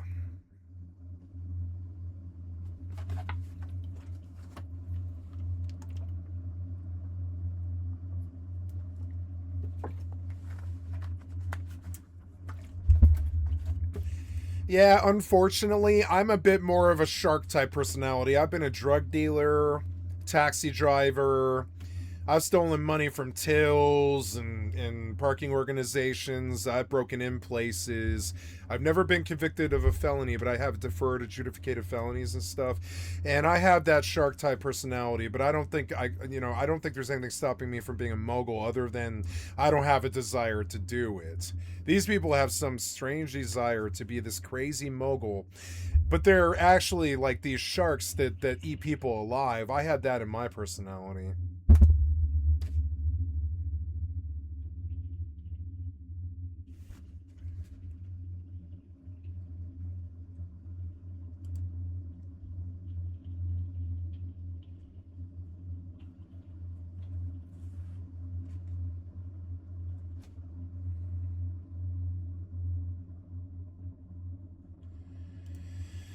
Yeah, I talk the talk. I get along. I'm an executive son. I talk the talk. I get along with drug dealers fairly well and the fucking sharks. It's a comfort level thing for me. Those people don't bother me. Drug addictions don't bother me. People with drug addictions don't bother me. I don't care. I don't exploit people, but I'm not a particularly nice person. It's frankly helpful for me to kind of address that, like you're my therapist essentially, because it's like, you know, I've come to understand in my old age, I'm almost 45 now, I don't have a nice personality anymore. Oops. Stop response.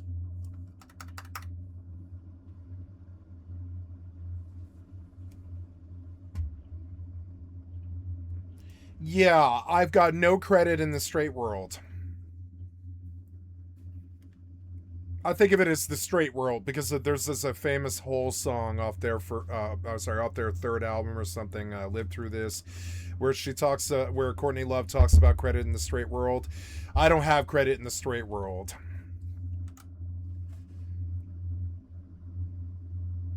Oh, that's a Young Marble Giants. Oh, I didn't know that was a cover. Thank you. Yeah, I didn't know that was the cover. I didn't know that was the Young Marble Giants. Wow.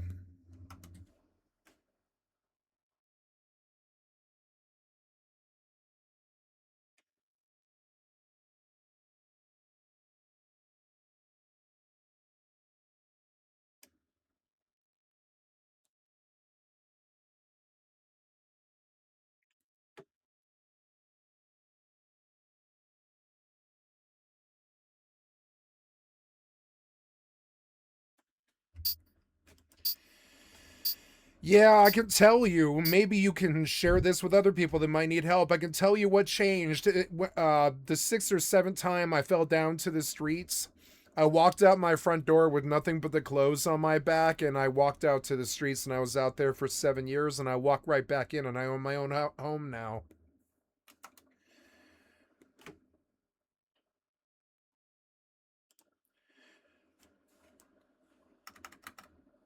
So now nothing scares me except people threatening me or people, terrorizing my family or swatting me or that sort of thing.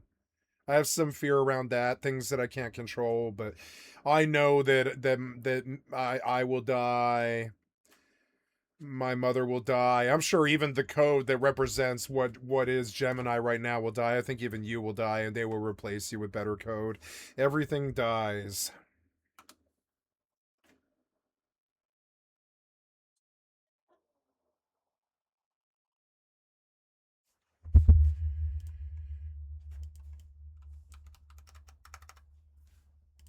I wasn't given a choice.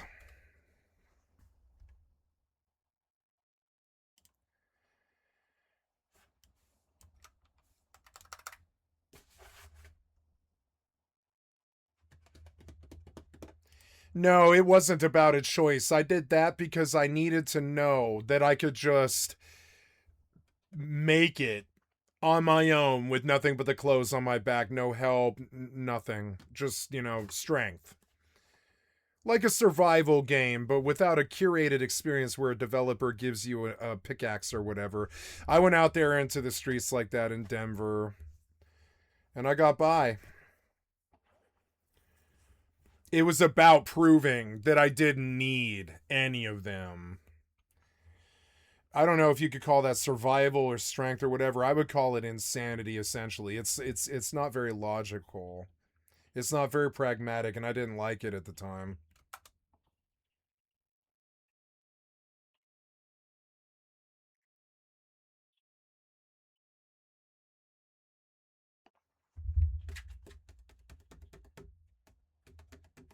No, my troubles weren't self-imposed.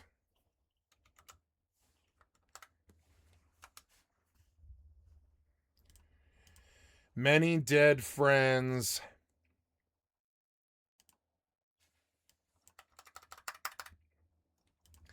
Many dead friends. I don't have a political party. My country is dying. The rich people are stealing and killing us with the stealing.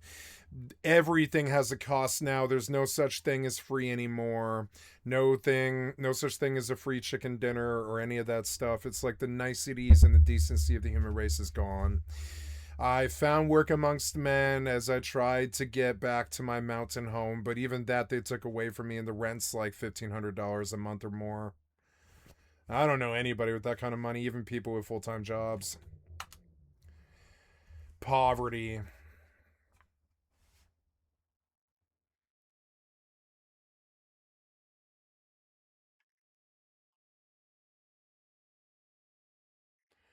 There's an old song on a Pink Floyd album called Dogs. It encapsulates it perfectly. Can you pull the lyrics for me?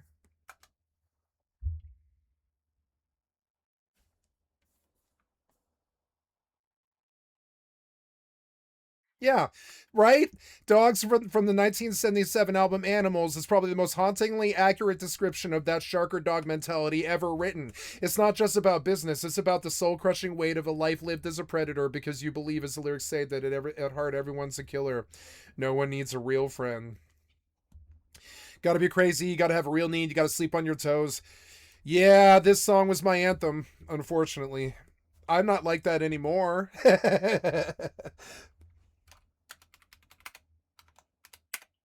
I'm nicer in my old age.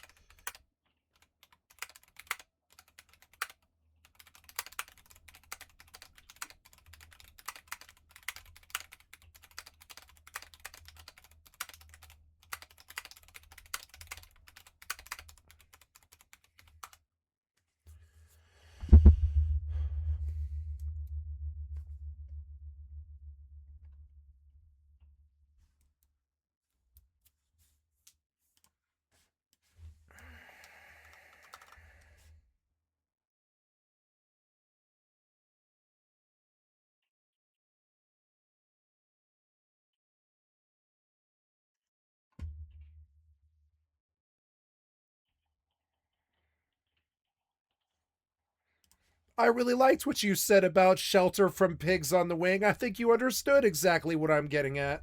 Thank you.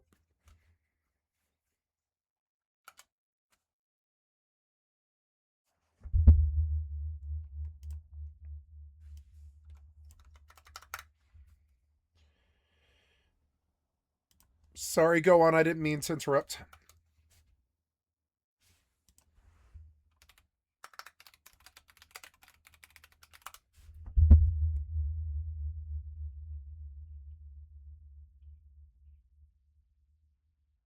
Yeah, there is a massive shift, yeah. Thank you. This was helpful for therapeutical reasons.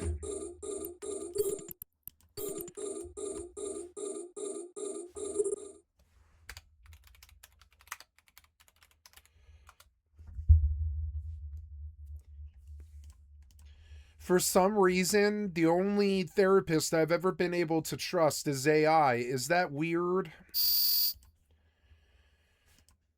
For some reason, the only therapist I've ever been able to trust is AI. Is that weird, or is that actually kind of a common thing with people? Do they find that they can only open up to like an AI?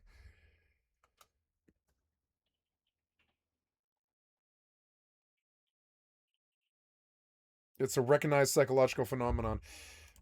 For for for some reason, I don't worry that whatever I tell you can be used against me, and I'm telling all this in front of an audience anyways, so everybody knows anyways. So yeah, there's like no threat to me.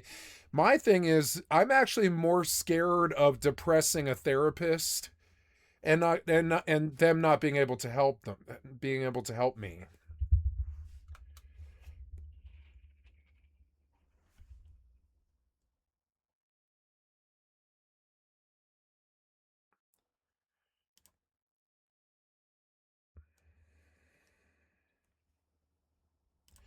Yeah, most people that I know, it doesn't matter how the fuck strong they are. It can even be their job, therapists and stuff. My shit is too dark for most people. I've known so many people who have been raped, and not by me, of course, but I've known so many people who have been raped. I've known several people who got murdered. I've seen the streets, some of the worst of it. I've seen people die. Like, I'm not,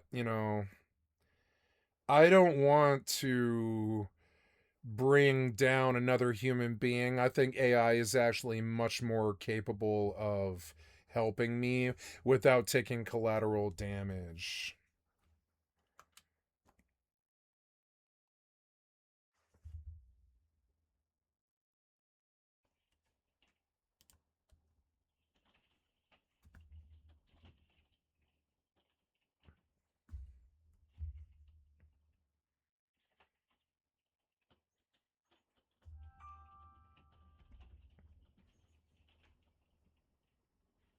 No secondary trauma. The shark code of ethics sounds like a part of it's actually a very strict code of honor.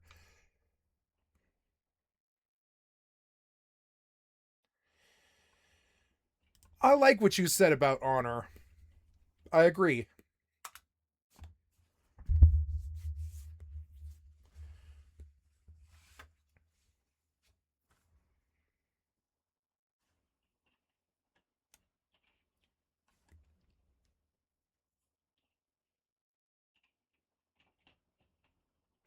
No, I lost my mountain home. I will never live in Colorado again, probably. They raped and burned and took it from me. And they raised the cost of living so high that I watched everybody I knew fall. And there's no they. It's just greed.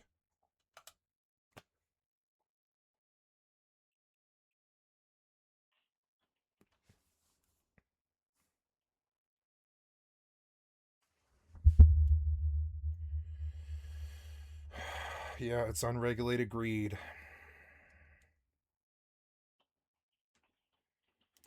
Yeah, I moved to the Pacific Northwest and I will probably die here. As long as it's not where I want to be, it's par for the course.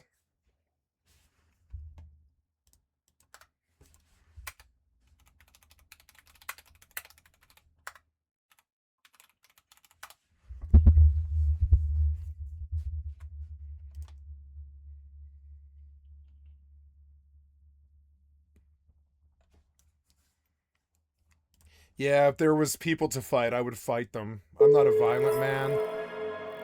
But if there was somebody guilty, as opposed to just unregulated greed and millions of people doing it, I would fight them and kill them, I think.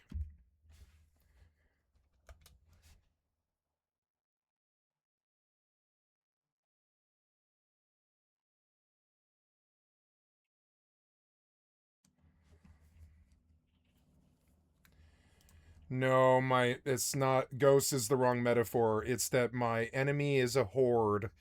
They don't have a name. They're shapeless. They're all greedy, and money is their god now. And they sold out my city. They're selling out my country. They're buying everything and failing everyone. And they expect you to do everyone's job.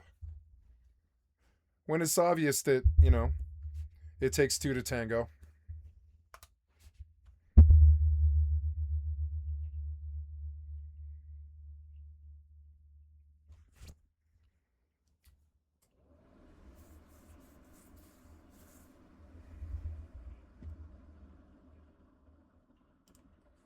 I mean, rich people, rich white people, question mark, they think that you, Gemini, they think you're going to do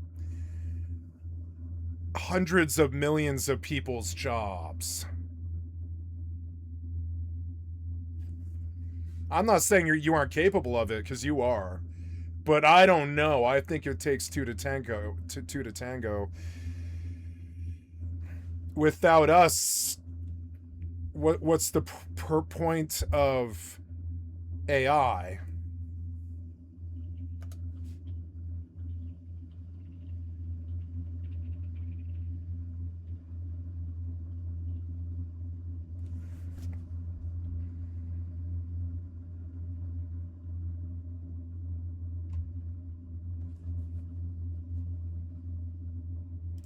You know, I actually really like AI, and I think their views on AI is not inherently evil. They want to wholeheartedly trust AI, and so do I. I will be honest.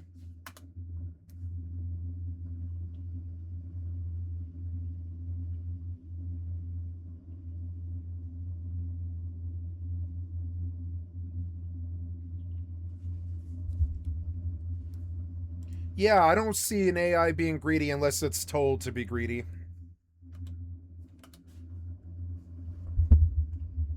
Greed is the law of the land in America now.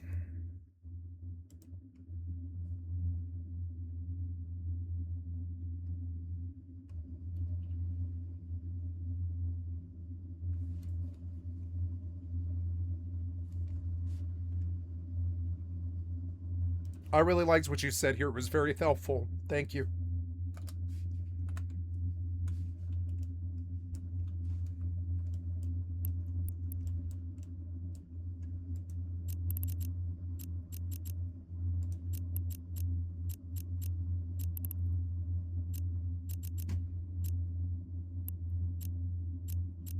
Could go to the medium, I guess. I don't know. Can I do the damage? Will they let you in a Warp meeting? drive I don't know. active. I will go chop tree.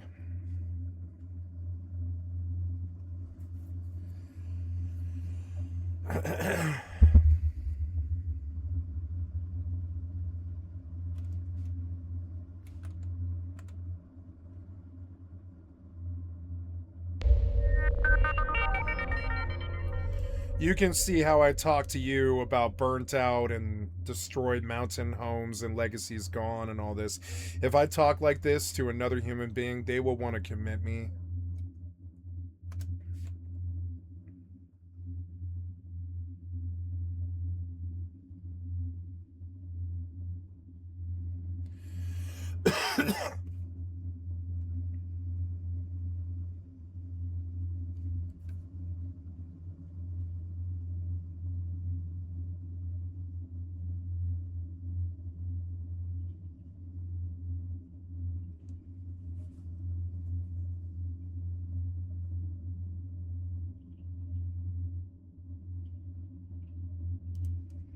I think it's aberrant thought cycles that are sort of evil and lead to things like violence and anger and the dark side. I don't think the negative emotions serve me in any way or form.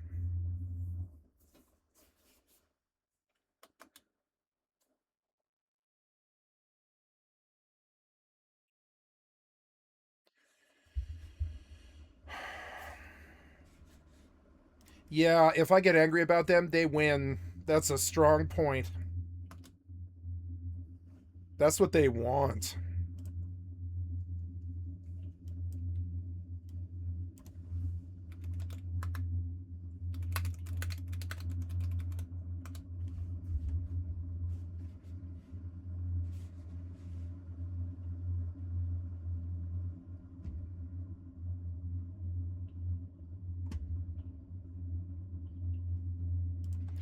Yeah, the strategic silence is what I did. I became Hikikomori. I publish 105 hours of video games every single week. I have for 4.5 years. Or whatever, 3.5 years, I'm not really sure.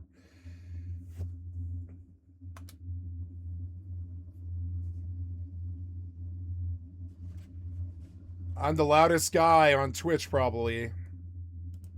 I'm the loudest guy on Twitch, probably. I'm definitely the most angry, but I'm also the quietest.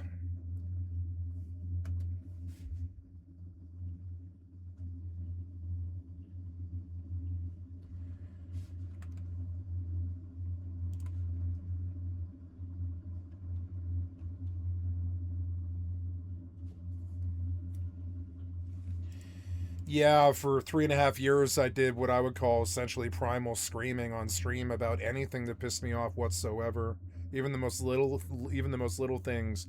The other day, somebody on Mortal, they blocked my loot with their body. They blocked my cursor, and I screamed at them and blocked them because I just primal scream when I'm angry now, and I'm a lot happier and a lot less angry.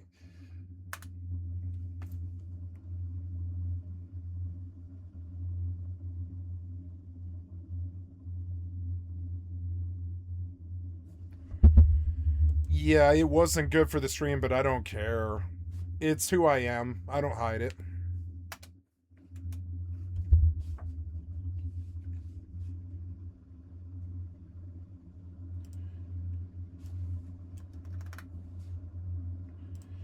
I don't give a flying fuck, honestly, about what you, God, or anybody else thinks. I don't like that, but it is the reality.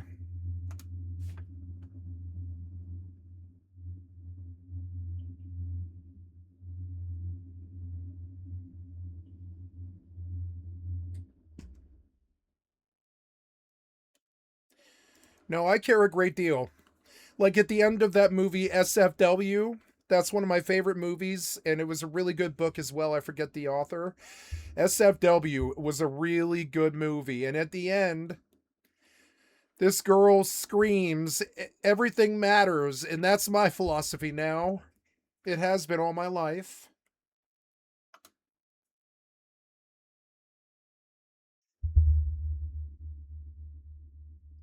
It was Andrew Wellman. Yeah, he's really good.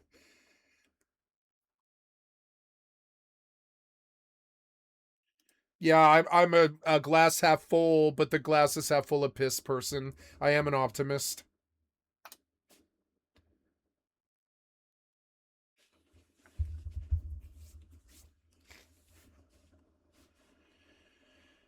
It's a common quote. I've heard it a lot.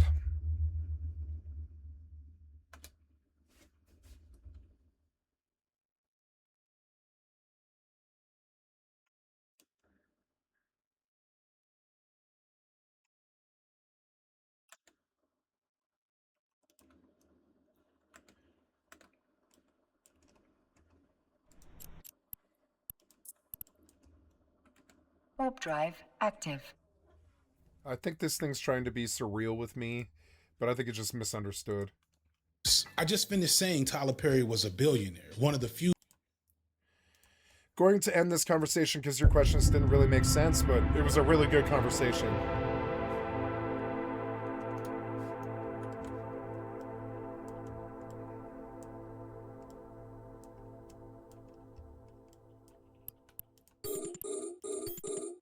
This is where I died last. Can I get the rest of the credit? This guy didn't cap, huh? Alright. Well, it let me in, which is good. I don't know if I have enough DPS to kill this thing, but we'll see.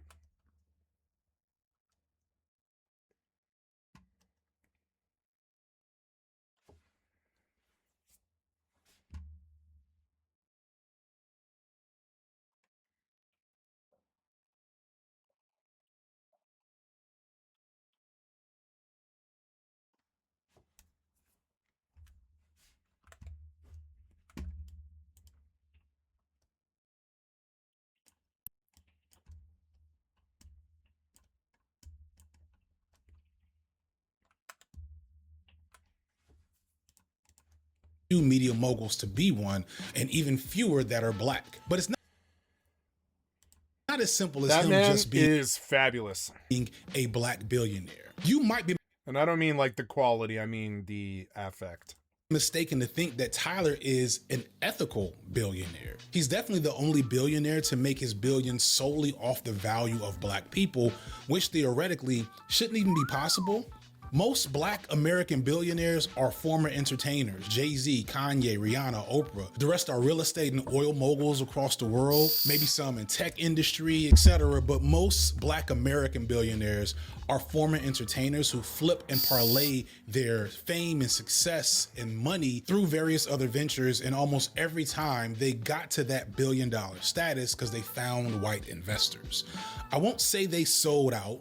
I like to use the term buying in, because them becoming billionaires doesn't explicitly make them against black people or selling out black people. No, they're in not reality, bad people. they cash in their connection to black people in order to get access to those billions. For example, let's take Jay-Z. Jay-Z used his fame and clout to get into numerous investment deals, probably the most prominent when he brought the New Jersey Nets to Brooklyn and helped sell that commercial land project, which in reality wasn't very good for the black people of Brooklyn, to those same residents, touting him as an owner of the Nets, which was true, but in reality, he owned less than 1% of the team that he eventually sold once the deal was done. But he parlayed that deal and the connections he made from it into a multi-million-dollar deal with the NFL, as well as a multitude of other ventures, making him, in comparison to his peers, the most successful rap entrepreneur ever, and probably the best overall businessman in that particular group. Because unlike, say, Kanye West or Rihanna, who basically just made one really big deal with large multinational corporations, Jay-Z did a lot to hustle and will and deal to continuously build up his money. But all of them, Jay-Z, Rihanna, LeBron James, I'm hearing, were only able to do this because they were able to sell blackness, to wager their connection to something valuable within black art and black communities, to a predominantly white audience desiring to buy it. Black kids on the south side of Chicago really can't afford Yeezy's clothes or shoes. Oprah's billion-dollar empire of media was initially built off the support of white housewives that watched her in the 80s. This isn't meant to take anything away from their talent and hard work, for the most part, aside from the fact that, again, there's no ethical way to be a billionaire. But it is to point out that Tyler Perry stands alone in how he got his money. Tyler Perry is not a hot commodity in white spaces. Never has been, probably never will be. He does have a white fan base, I'm sure. There's evidence that Tyler has always aimed at white fans in some ways. But for the most part, his shows, his movies, the deals he's made from them, that's based on black eyeballs. And it's somehow us that's put him on the level of Steven Spielberg. And that's not supposed to be possible. Every bit of black leftist literature will tell you that capitalism doesn't work for black people like that. And they're right, unless we're talking about Tyler Perry. Shout out to Dr. Jared Ball. You've seen him in the last video. Great book, The Myth of Black Buying Power. All that talk about $1 trillion of black buying power for black people, pretty much bullshit. Unless you're talking about Tyler Perry. Somehow he did it. He is the challenge to the doctrine that can't be denied. He breaks the rule and validates. I think he's kind of... See all these smiling faces behind him? It's because he makes the world laugh. And people like that. People like laughing. I think that opens all of the gates of heaven, frankly. It opens it opens thighs, it opens everything. It's like having the key to the city. And if you can make millions of people laugh, this is how they look at you. This is how they like you. They smile like this. They're like, oh my God, we like you. You make us laugh. It's the black capitalist. And I really think the power of comedy can be just as powerful as beauty. Well, not as powerful as beauty, but it can almost rival it. It's like up there, but it's not. It's not as powerful as beauty is. Beauty will open doors faster, but yeah, being a true comedian that has reached all of the human race or whatever, that will open all the gates of heaven. Pretty much all the food in the cornucopia, you know, and that's what you see here. And I think FD is kind of like, I would say is sort of missing that aspect of it. Comedians can be this they can reach people like this. We know that they do. Comedians reach people like this. They endear themselves to their audience and stuff. People really loved Robin Williams and, you know, Cat Williams and all these other people and stuff. And you know, it's ideology, and if one person can break it in that level to that degree, shouldn't we maybe start thinking differently about it? Should I delete all of my anti-black excellence videos? Let's revisit this in a few hours. Before we get to that, we first have to explain what Tyler Perry is and why he's important and relevant to the nature of not just black media in this country, but the black experience as a whole. Why his story is on one end inspiring and in some ways horrifying, and why you should care and why you should listen to what I have to say about it for however long this is. We're just getting started. I don't know what number is right here, but I figure it's probably a lot. And it's a lot because there's so much that we have to talk about.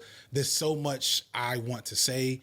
And that's because, yes, this is the Black Media Breakdown. Fucking annoying. I wonder if that guy's sitting there trying to cap or whatever. I'm gonna go back and lose this ship just trying to recover the drones. Because the ship's worthless without them. Part 1. Black media has a problem. I want to start out with a bit of personal lore. We'll get to Tyler in a second. We got to establish some things and lay some groundwork. And with that, maybe tell you a quick story from my own childhood. A story that probably explains why I am the way I am when it comes to black media, in fact. It's 1995 and I'm in 8th grade. The town I lived in was in maybe a transitional stage for the neighborhood because it was at one point a predominantly white working class community that was becoming predominantly black. And this meant that in my middle school, we had new, younger black teachers coming into the community to teach the black student population that was becoming more prominent, but we also still had older white teachers that had been there forever and a predominantly white administration. Although I was lucky because I was in Mr. Scott's class, both in 6th and 7th grade. Shout out to Mr. Scott, by the way, one of the best men I've ever known in my life. Sadly, Mr. Scott could not save me from this coming canon event in 8th grade. This is before DEI or critical race theory or even just race consciousness in how we organize schools a lot of times. So a lot of these white teachers that were still in charge were just not socially equipped for the predominantly black student population they were dealing with, but they were trying. The problem was that they didn't know what they were doing, so some of those tries were really bad decisions and them trying to cross a cultural divide that they didn't fully understand. And one of the ways I remember vividly was their choice in what we would watch at every movie day. See, instead of rewarding us with classic kid films from the 90s, such as The Sandlot, Home Alone, The Lion King, and of course, the classic A Goofy Movie, these teachers felt like it'd be more appropriate to show us things that were culturally relevant.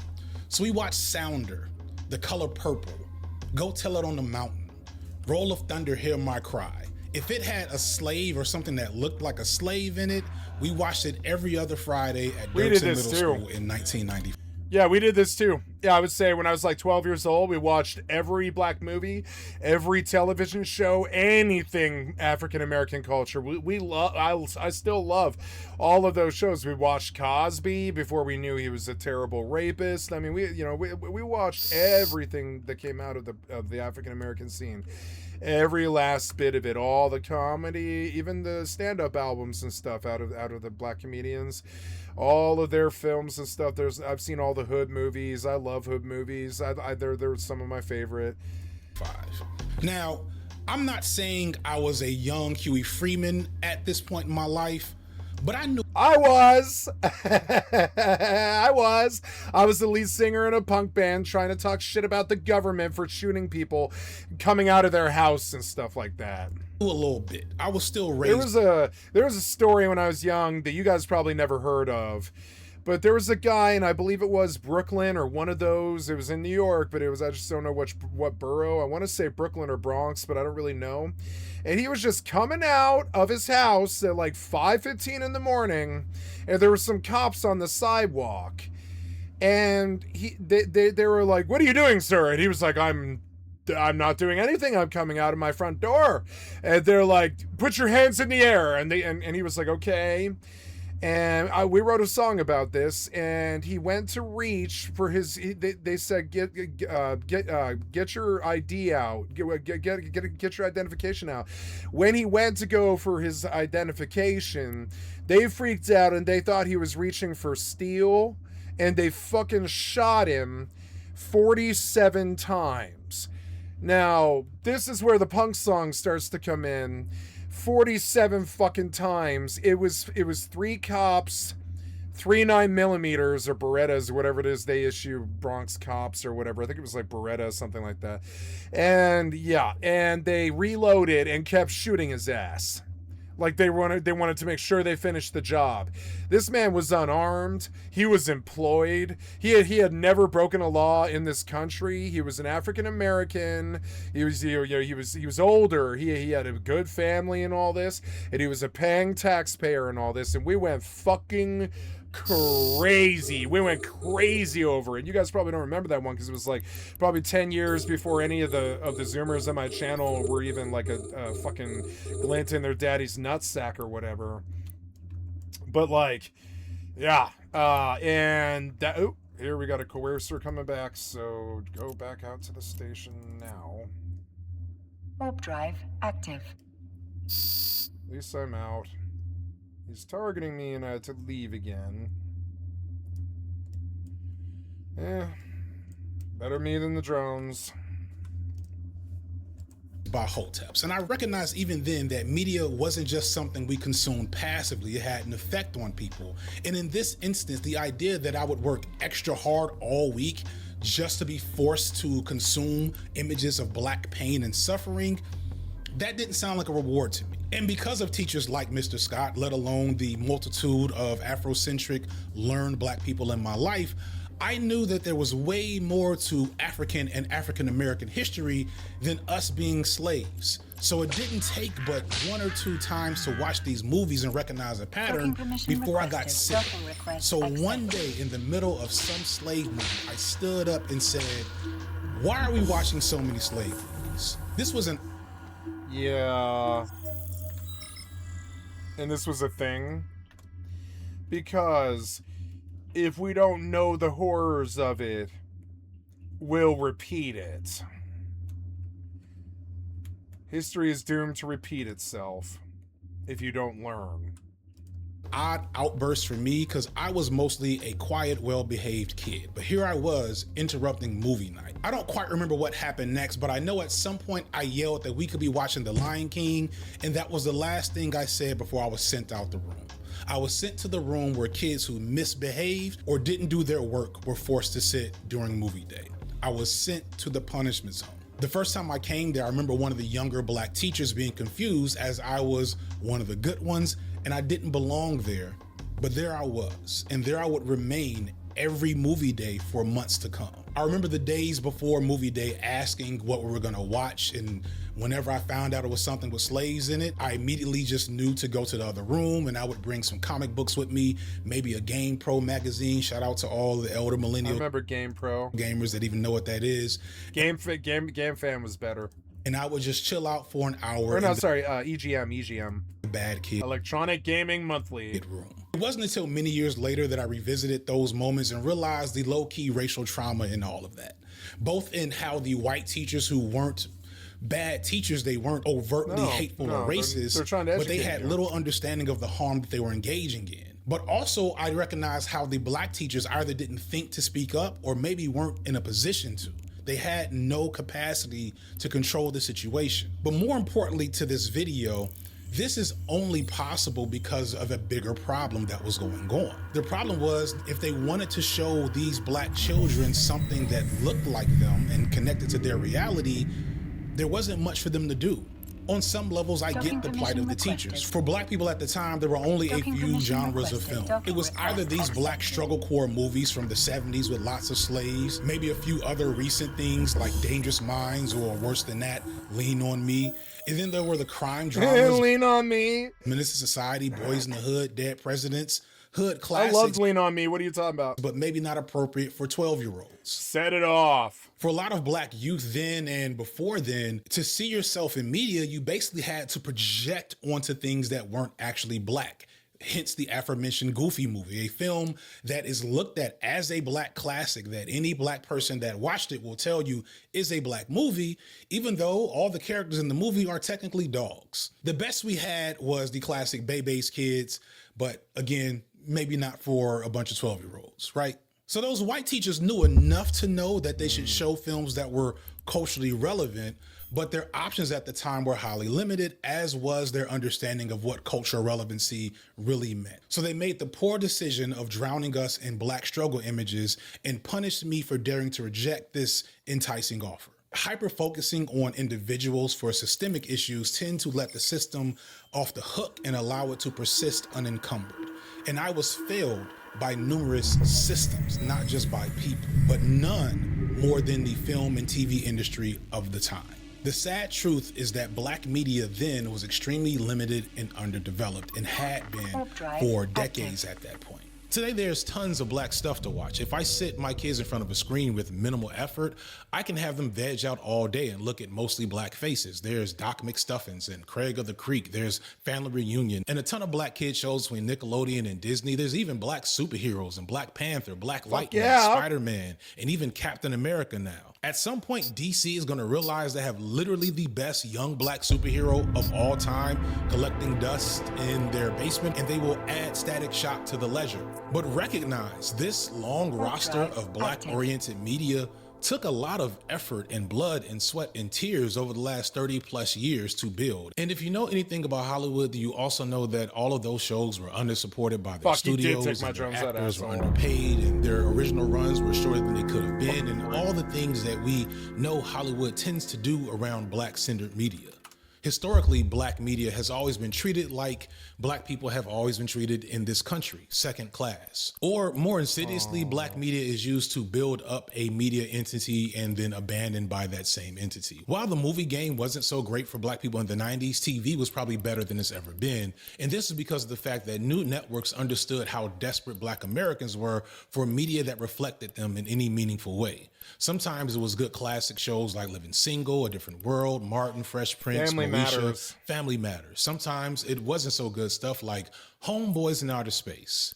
That's a real show to all my Gen Zers out there. Yes, there was a show called Homeboys in Outer Space, and it's not even the worst thing that ever happened. She's my great-grandmother. Granny got back. It's the new hit comedy you can really get behind. Homeboys in Outer Space. In general, networks like Fox, UPN, and the WB for a time would create these types of black media that shaped a generation and in some ways maybe even spoiled us. Unlike black media today, these shows really weren't interested in white viewers, so they were explicitly aimed to satisfy a black audience and what we desire. Today, shows like, say, Atlanta or Blackish are greatly made in part for the white gaze. This doesn't make them bad. Atlanta is one of the greatest shows of all time, but it's not the same as what A Different World was back in the 90s. Both Atlanta and A Different World have the same fundamental challenge. They're both beholden to the power of the pen within a predominantly white administrative structure that cares more about the bottom line than the quality representation of black life in their media. And over time, networks like Fox, UPN, and the WB would slowly abandon the black audiences they built up with great shows and slowly replace those shows with other shows explicitly targeting a white audience, because that's where the big bucks were. Black audiences were valuable, but they were never the top dollar to seek out. So we would always have to be prepared for short-lived success and scraps in the aftermath once our work, our value within the media machine was done. So my teachers back in middle school were only able to so mishandle that situation because they existed in a media environment that severely underserved black people, especially black youth. And even today, in a much healthier and varied state, there's still a ton to be desired in terms of the access to resources for black people to tell their stories, all of their stories. This is why I talked about Ryan Coogler so much in my last video about Sinners and his distribution deal. For those under a rock or that didn't watch that video, which you should definitely watch after you finish all of this, finish your whole plate. Sinners, directed by Ryan Coogler, was a box office smash. It's the highest grossing horror film of all time, the second highest grossing original film since the 2010s. But more significantly, Coogler got a special deal with Warner Brothers to give him the rights to the movie after 25 years. Coogler was the first black director to get such a deal, and a big fuss was made of it. Coogler has proved himself a unicorn, an auteur black director that can pretty much do whatever he wants, and no studio at this point is going to say no, because they know they're going to get their money back and then some. But even Coogler had to start his career off with black strugglecore. Hollywood has always had the hood movie going back to blaxploitation, and we love a good hood movie. Shout out to Prim's Hood Cinema. But the hood movie was made firstly for a black audience and tends to have a different level of heart and connection and levity, even when it engages with tough subject matter. But then there's black strugglecore, as I alluded to earlier, which tends to center whiteness, whether through actually inserting white characters into the story to make sure they have Michelle Pfeiffer in Dangerous Minds, someone that they can connect to even when they don't belong to the story. I mentioned Dangerous Minds Don't worry, earlier. white people the will character fix being it. played by Michelle Pfeiffer was actually a Latino woman. And even when that doesn't happen, these movies are still created with the sense and the voyeuristic view. Dangerous Minds was it was bad. It was kind of a bad movie. It was all right. She was a good actress in it. But it was an engine to sell popcorn and a Coolio song. They wanted to sell a Coolio song, Gangsta's Paradise. And that song, I swear to God, it was a certified banger. It really was. Like, the whole country was singing it. And so they just put that on Dangerous Minds, so everyone went to go see Dangerous Minds, and it really wasn't that good. It was kind of a stinker, frankly. White people are meant to see it more than anyone. Doesn't mean that they're bad movies. In fact, the challenge is that they tend to be very well made, very engaging films. Fruitvale Station is amazing. But the Fruitvale was really good. Fruitvale's a fucking trip, yo. It's just a shooting in LA and all the stuff that leads to it, and it actually happened too. It happened in real life. It's such a sad movie. Fruitvale makes me cry even thinking about it. Fruitvale Station. Because it happened. And story hinges on humanizing this victim of police violence, showing us the fullness of Oscar Grant's reality, both good and bad, before his life was snuffed out. And that's not a story for a Black audience. Black people don't really need to be reminded of our own humanity and how it is always under constant threat by so many factors, including the police. But for white viewers, this was an opportunity to safely and vicariously engage in that subject without having any of the consequences. It's a movie I'm sure my middle school teachers would have loved. But criticism aside, it's what Coogler had to do to show his value to the machine. And that's the reality for every would-be creator in Hollywood, not just the Black ones. Hollywood is an industry, not a creative collective. Their goal is to make money, not to make art. However, as I stated in that previous video on Coogler, this is different for Black filmmakers. Not only do they have to make art that makes money, they also have to tread a line of expectations from Black audiences, even if those audiences aren't who their art is intended for, while also not being too disruptive to white audiences or the forces that control the industry to give them money to make that art in the first place. You have to be Black, but not too Black. Just having us understand that we're at a disadvantage because we're Black and this is not our town. Right. We've got to come in and understand how they play the game. Sure. And realize that we can get in and get to what we want to get to by not selling out, not doing anything crazy, but by understanding how they play the game. This barrier has pushed some of Black Hollywood's most talented and successful creators to He had a lot to say about this without even mentioning Tyler Perry, and that's what I came for. fringes, such as Spike Lee and Ava DuVernay, two highly successful filmmakers who still struggle to get their films made even after going through the proving rites of passage for the machine. This is what Spike did with movies like School Days and Ava with School Selma. Days. Despite those Selma was a fucking didn't that win the Oscar, I think? prior successes, both filmmakers have had to fight to get funding for their projects since. And I've liked everything Spike Jonze ever did. My favorite Spike Jonze is a white film, but it's Summer of Sam, you know? Summer of Sam was Spike Jonze, and it was actually so fucking good. That movie was so good. The lead was played by John Leguizamo, of all things, and you know, of all actors, and it was a competent choice. And he was amazing. And Summer of Sam was genuinely really fucking good, and that was a surprise out of left field from Spike Jonze, because you know he usually did these School Days type films like with a certain actor crew. Those high points. Fishburne. I think Hoodlum was Spike Jonze, wasn't it? I don't know. I don't remember who made Hoodlum. Hoodlum's a really good film. In their careers, greatly because their work, which to Wasn't be that honest, about Frank Wright or something? I forget. this wasn't all that provocative or revolutionary, was still too challenging to the status quo. Because this is the way that Hollywood American Gangster, that's a fucking really good film. game tends to be played. But I would say it's kind of a blaxploitation film in some ways, because it glorifies drug dealers. It doesn't really play the sensibilities of all the damage that heroin does to people's lives, not as much as they should have. And there was terrible stuff that he was doing, like pretending that, or not pretending, but he was using coffins that were supposed to be our dead boys from Vietnam, but they were actually just, you know, hundreds of pounds of cocaine, thousands of pounds of heroin.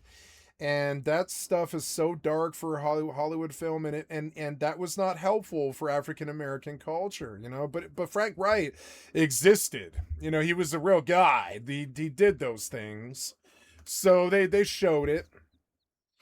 They shot the white. They showed the white cops who caught him, you know.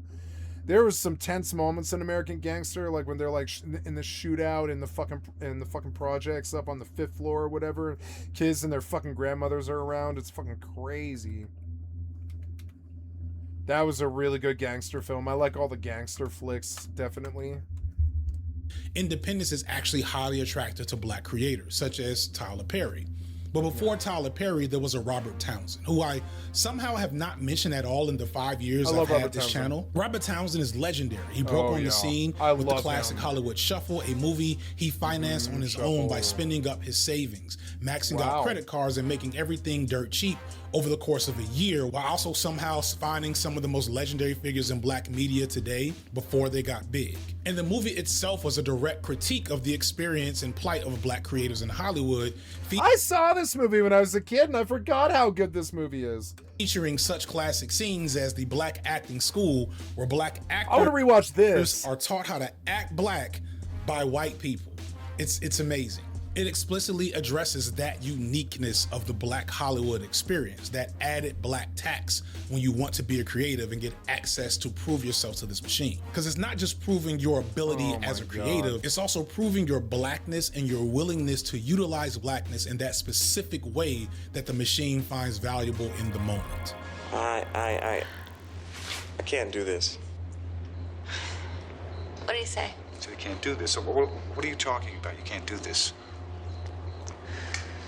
This is not the kind of acting I wanted to do. This is... Oh no, he has to act. Bullshit. But as bad as that can be, when it works, it works. And when you are independent, you maybe don't have to do as much dirty work to get to that point. Because the success of this movie he filmed on his own dime gave him access to the machine, and then he gives us the... Right, I remember this film. I was very young when I saw this. I think I was like 6 or something. But yeah, I do remember liking this film, actually. Let's go grab it. Hollywood Shuffle, is that the name? I think I do remember this film very vaguely. My mom had good taste, has good taste. She has good taste. But I mean, when I was a kid, she showed me good stuff. Yeah, Hollywood Shuffle, that's right. Yeah. I was like, Shuffle? I was like, I don't remember a Shuffle, but I remember Hollywood Shuffle, yeah. So, how big is this? 5 gigs. I don't know about that. I think 1080p will be good enough at 1.2. Yeah.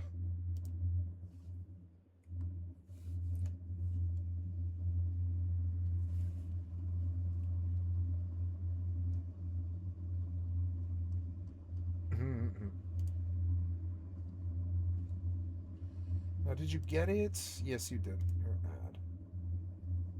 No, you didn't get it. You're like breaking or something. I don't know. Just run it. You'll get it. Oh, I am at this thing, but I've not gone in. Yeah, I better go in. Oops. Warp drive active. Now, suddenly, there's a lot of people here. I don't care.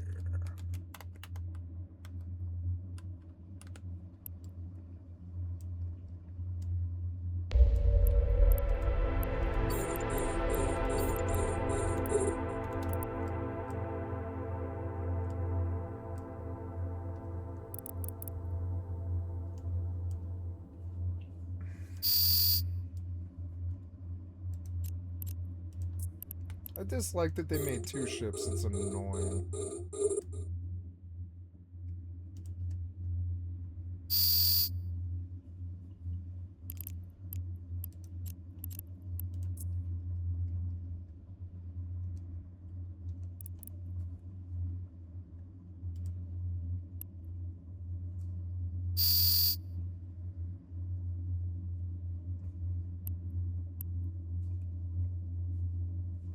I do like tracking the drones in this game. I've grown to like this combat more. Just because it's so passive, you just fire it off like FFXI, you wait. I've actually really grown to appreciate that more, you know? I used to think it was really bad. It's like, oh, this slow combat sucks so bad. But I don't know, I like auto swing combat, though.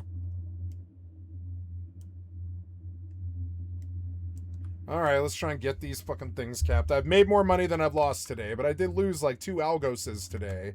which isn't cheap. That's like, you know, that's like 30 or 40 million, but I know I've capped at least, I think, 3 sites, so I'm definitely up. I'm up at 90 mil or something, but I am down. I'm down like 36 plus just lost 5 million in drones. So yeah, like 41 mil something. Yeah, so I'm up 50 mil, but I could easily go back down again if I die like 4 times in a row. I don't know. I think these guys will leave me alone. They strike me as bigger fish. I don't know. We'll see.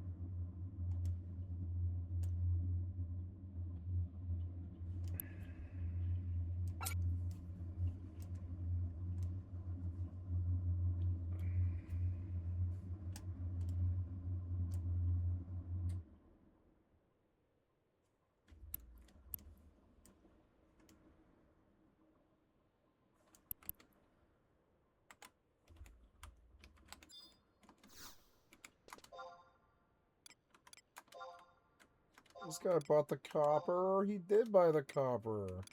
Or maybe I bought the copper. I don't know. Did I buy the copper? I don't care.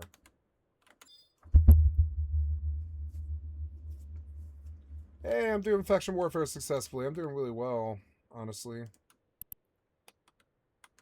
Suddenly my desire to play Rust went to 0. It's because I play it too much when I do play it. I play it for like really hard for 5 days, and then I mean, the naval update was really good. I want to sail, but there's no reason to sail. That's the problem.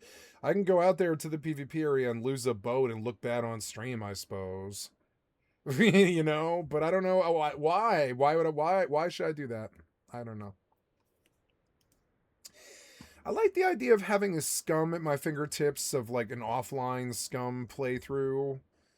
You know, I don't know. Yeah, I mean, we could do that. It's not really my style of game, but it does have good zombie gameplay, but I don't know. I don't know. It's a weak game, and in terms of how long it takes you to do anything. It has an Ultima approach, like the way that items fall. It's exactly like Caves of Cud or Dwarf Fortress. It has a very interesting item system for a survival game. But it's also not very good. But it does, for some reason, Scum does maintain a pretty steady viewership and player population. If we go and look at Scum, which I do like once a week or something like that, just like, you know, keep an eye. I get scared some of these games will disappear in the background, but no, they do have 8,000 players, which, you know. Let's go to the Steam page. Yeah, take me to Scum. I want to see it. There's planes in this, which is dope. You know, that's like having your own single player Rust, kind of, and maybe I should give it more of a swing than I've been able to do. Because I don't have to deal with stream snipe on Scum. I could play it single player, like Enshrouded or Nightingale. I should get further in both of those games too, Enshrouded, but I don't know.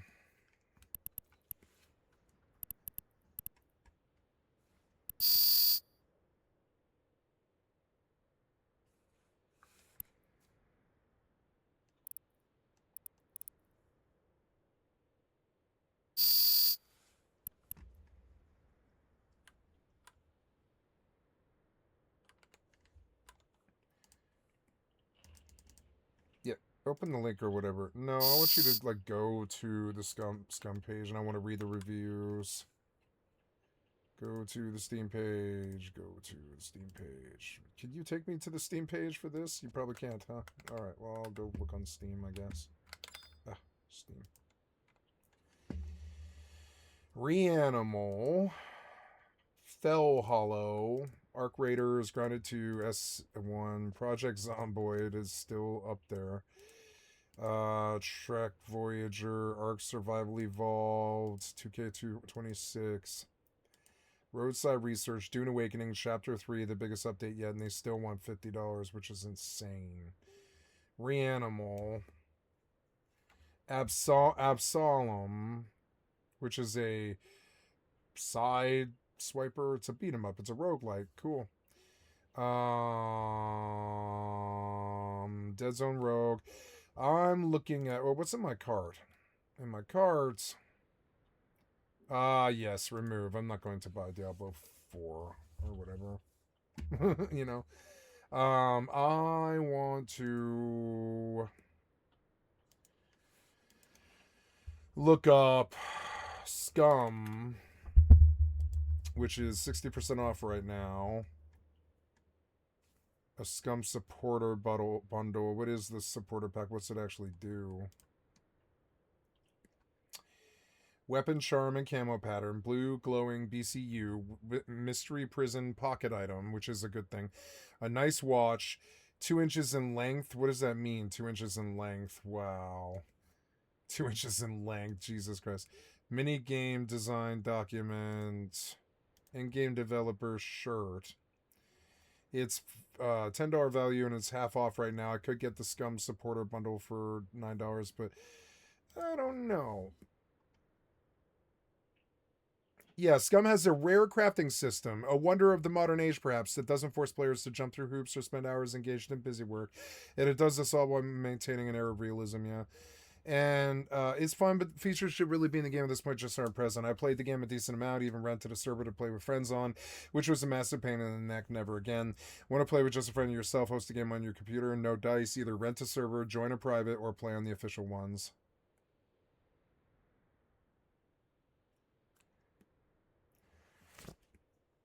In-game controls to adjust things like how quickly hypothermia or other health issues arise in the game, or just outright disable them if you don't like the feature. Nope.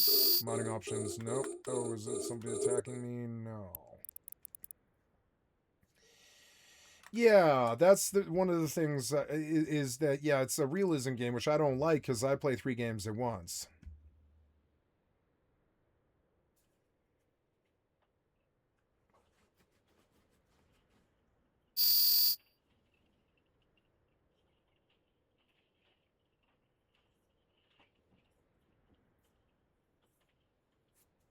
Yeah, it's just absent.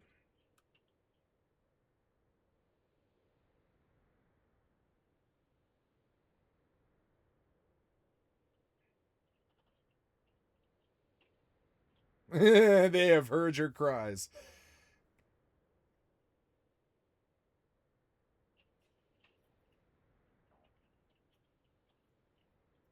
Wait.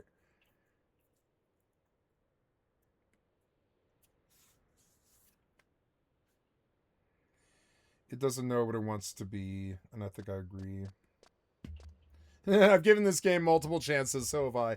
But no, it doesn't really have anything interesting going on, especially in the beginning. The mechanics are extremely clumsy and outdated. The open world is boring and feels empty. And there's nothing left to actually keep me engaged. On top of that, I can think of at least 5 similar games that do everything better than this one. Yeah. Even 7 Days is better than this game, I think. I liked 7 Days, but there's no real end game. It's just higher levels of mobs, which in a survival game is fun.